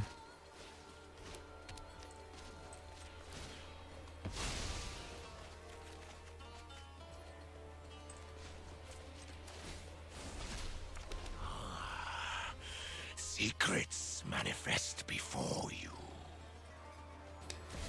There it is, Aetherworks Marvel. No, that wasn't it. The Aetherworks is when stuff dies, then you pay... Oh no, they have the energy. Okay, anyway, yeah, it was the Aetherworks Marvel, I guess now. So they have all the energy that they need. So now they can pay that energy to get something amazing. There we go. Let's see what they get. They could probably want that Ulamog themselves, but I remember that. Yeah, there we go. See, we got the Ulamog. So they got the... Death comes for us all. And then I can't deal with it because that's 10 mana.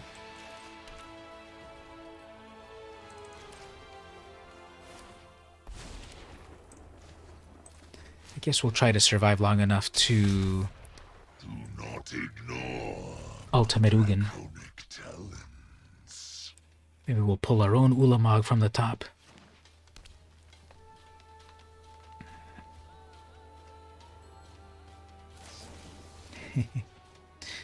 Alright. They're probably going to do the same thing. I'm sure they've got all of the energy mana that they need. Alright, 10 damage. They're going to hit Ugin. They're still going to... They're going to hit Ugin, and then they're also going to mill me for 20. Oh, okay. Well, we still have a chance to... We have one chance to win here.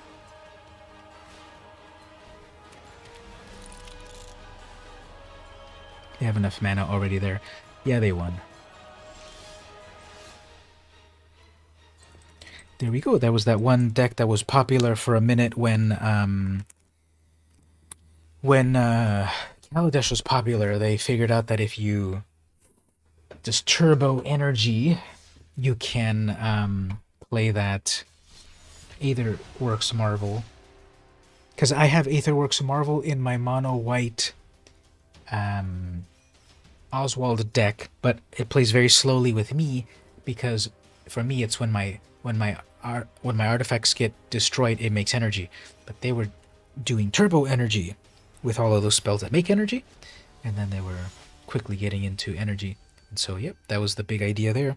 Turbo energy into an Ulamog, and it is a cast. It's not a place, so that's why they were able to cheat in Ulamog and do the cast and then devastate me. There's other ways. If you put a creature to the battlefield, the Ulamog trigger would not happen.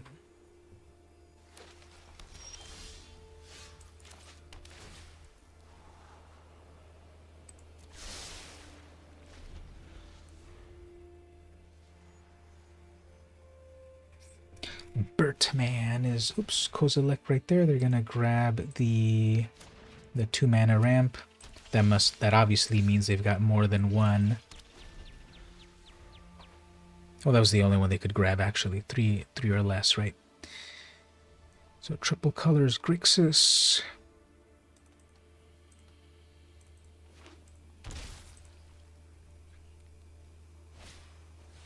Another Thoughtseize. They're going to do another one. I guess they're going to do that twice. So it's definitely the devastate your hand, and then hopefully eventually... I know I've tried that deck many times myself, where it's the just make them discard everything and then you'll get them, but it never works that way. And then they're going to recast that right out of the graveyard. So anyway, yeah, I'm not going to play this deck. That's a very powerful strategy, using that Arcanist. They're just going to recur their spells over and over and wreck my whole hand, so I'm not going to waste time with that.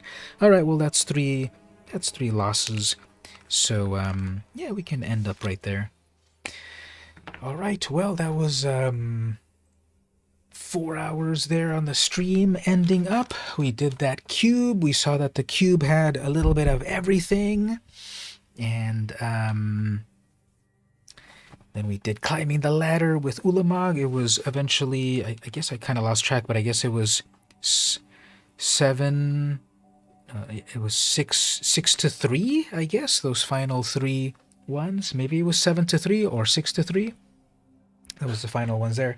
We did that crack-a-pack where we found some cards, some foils, and the like. And I thank you all for never saying anything about my hair the whole stream. It was not behaving, but I can't win them all.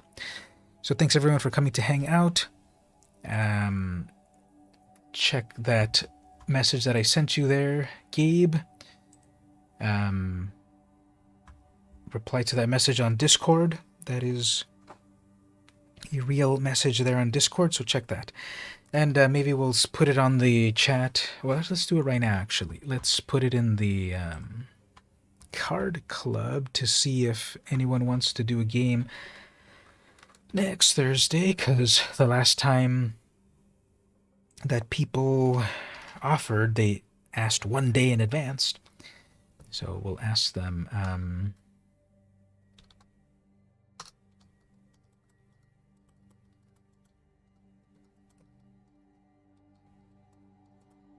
what is next Thursday? The 17th.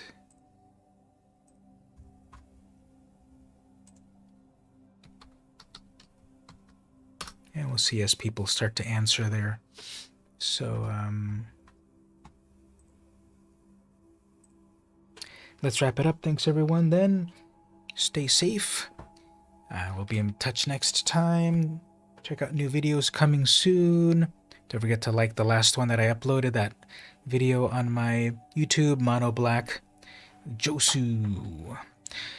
So thanks for hanging out, everyone. See you next time. See you on the next bat channel and time.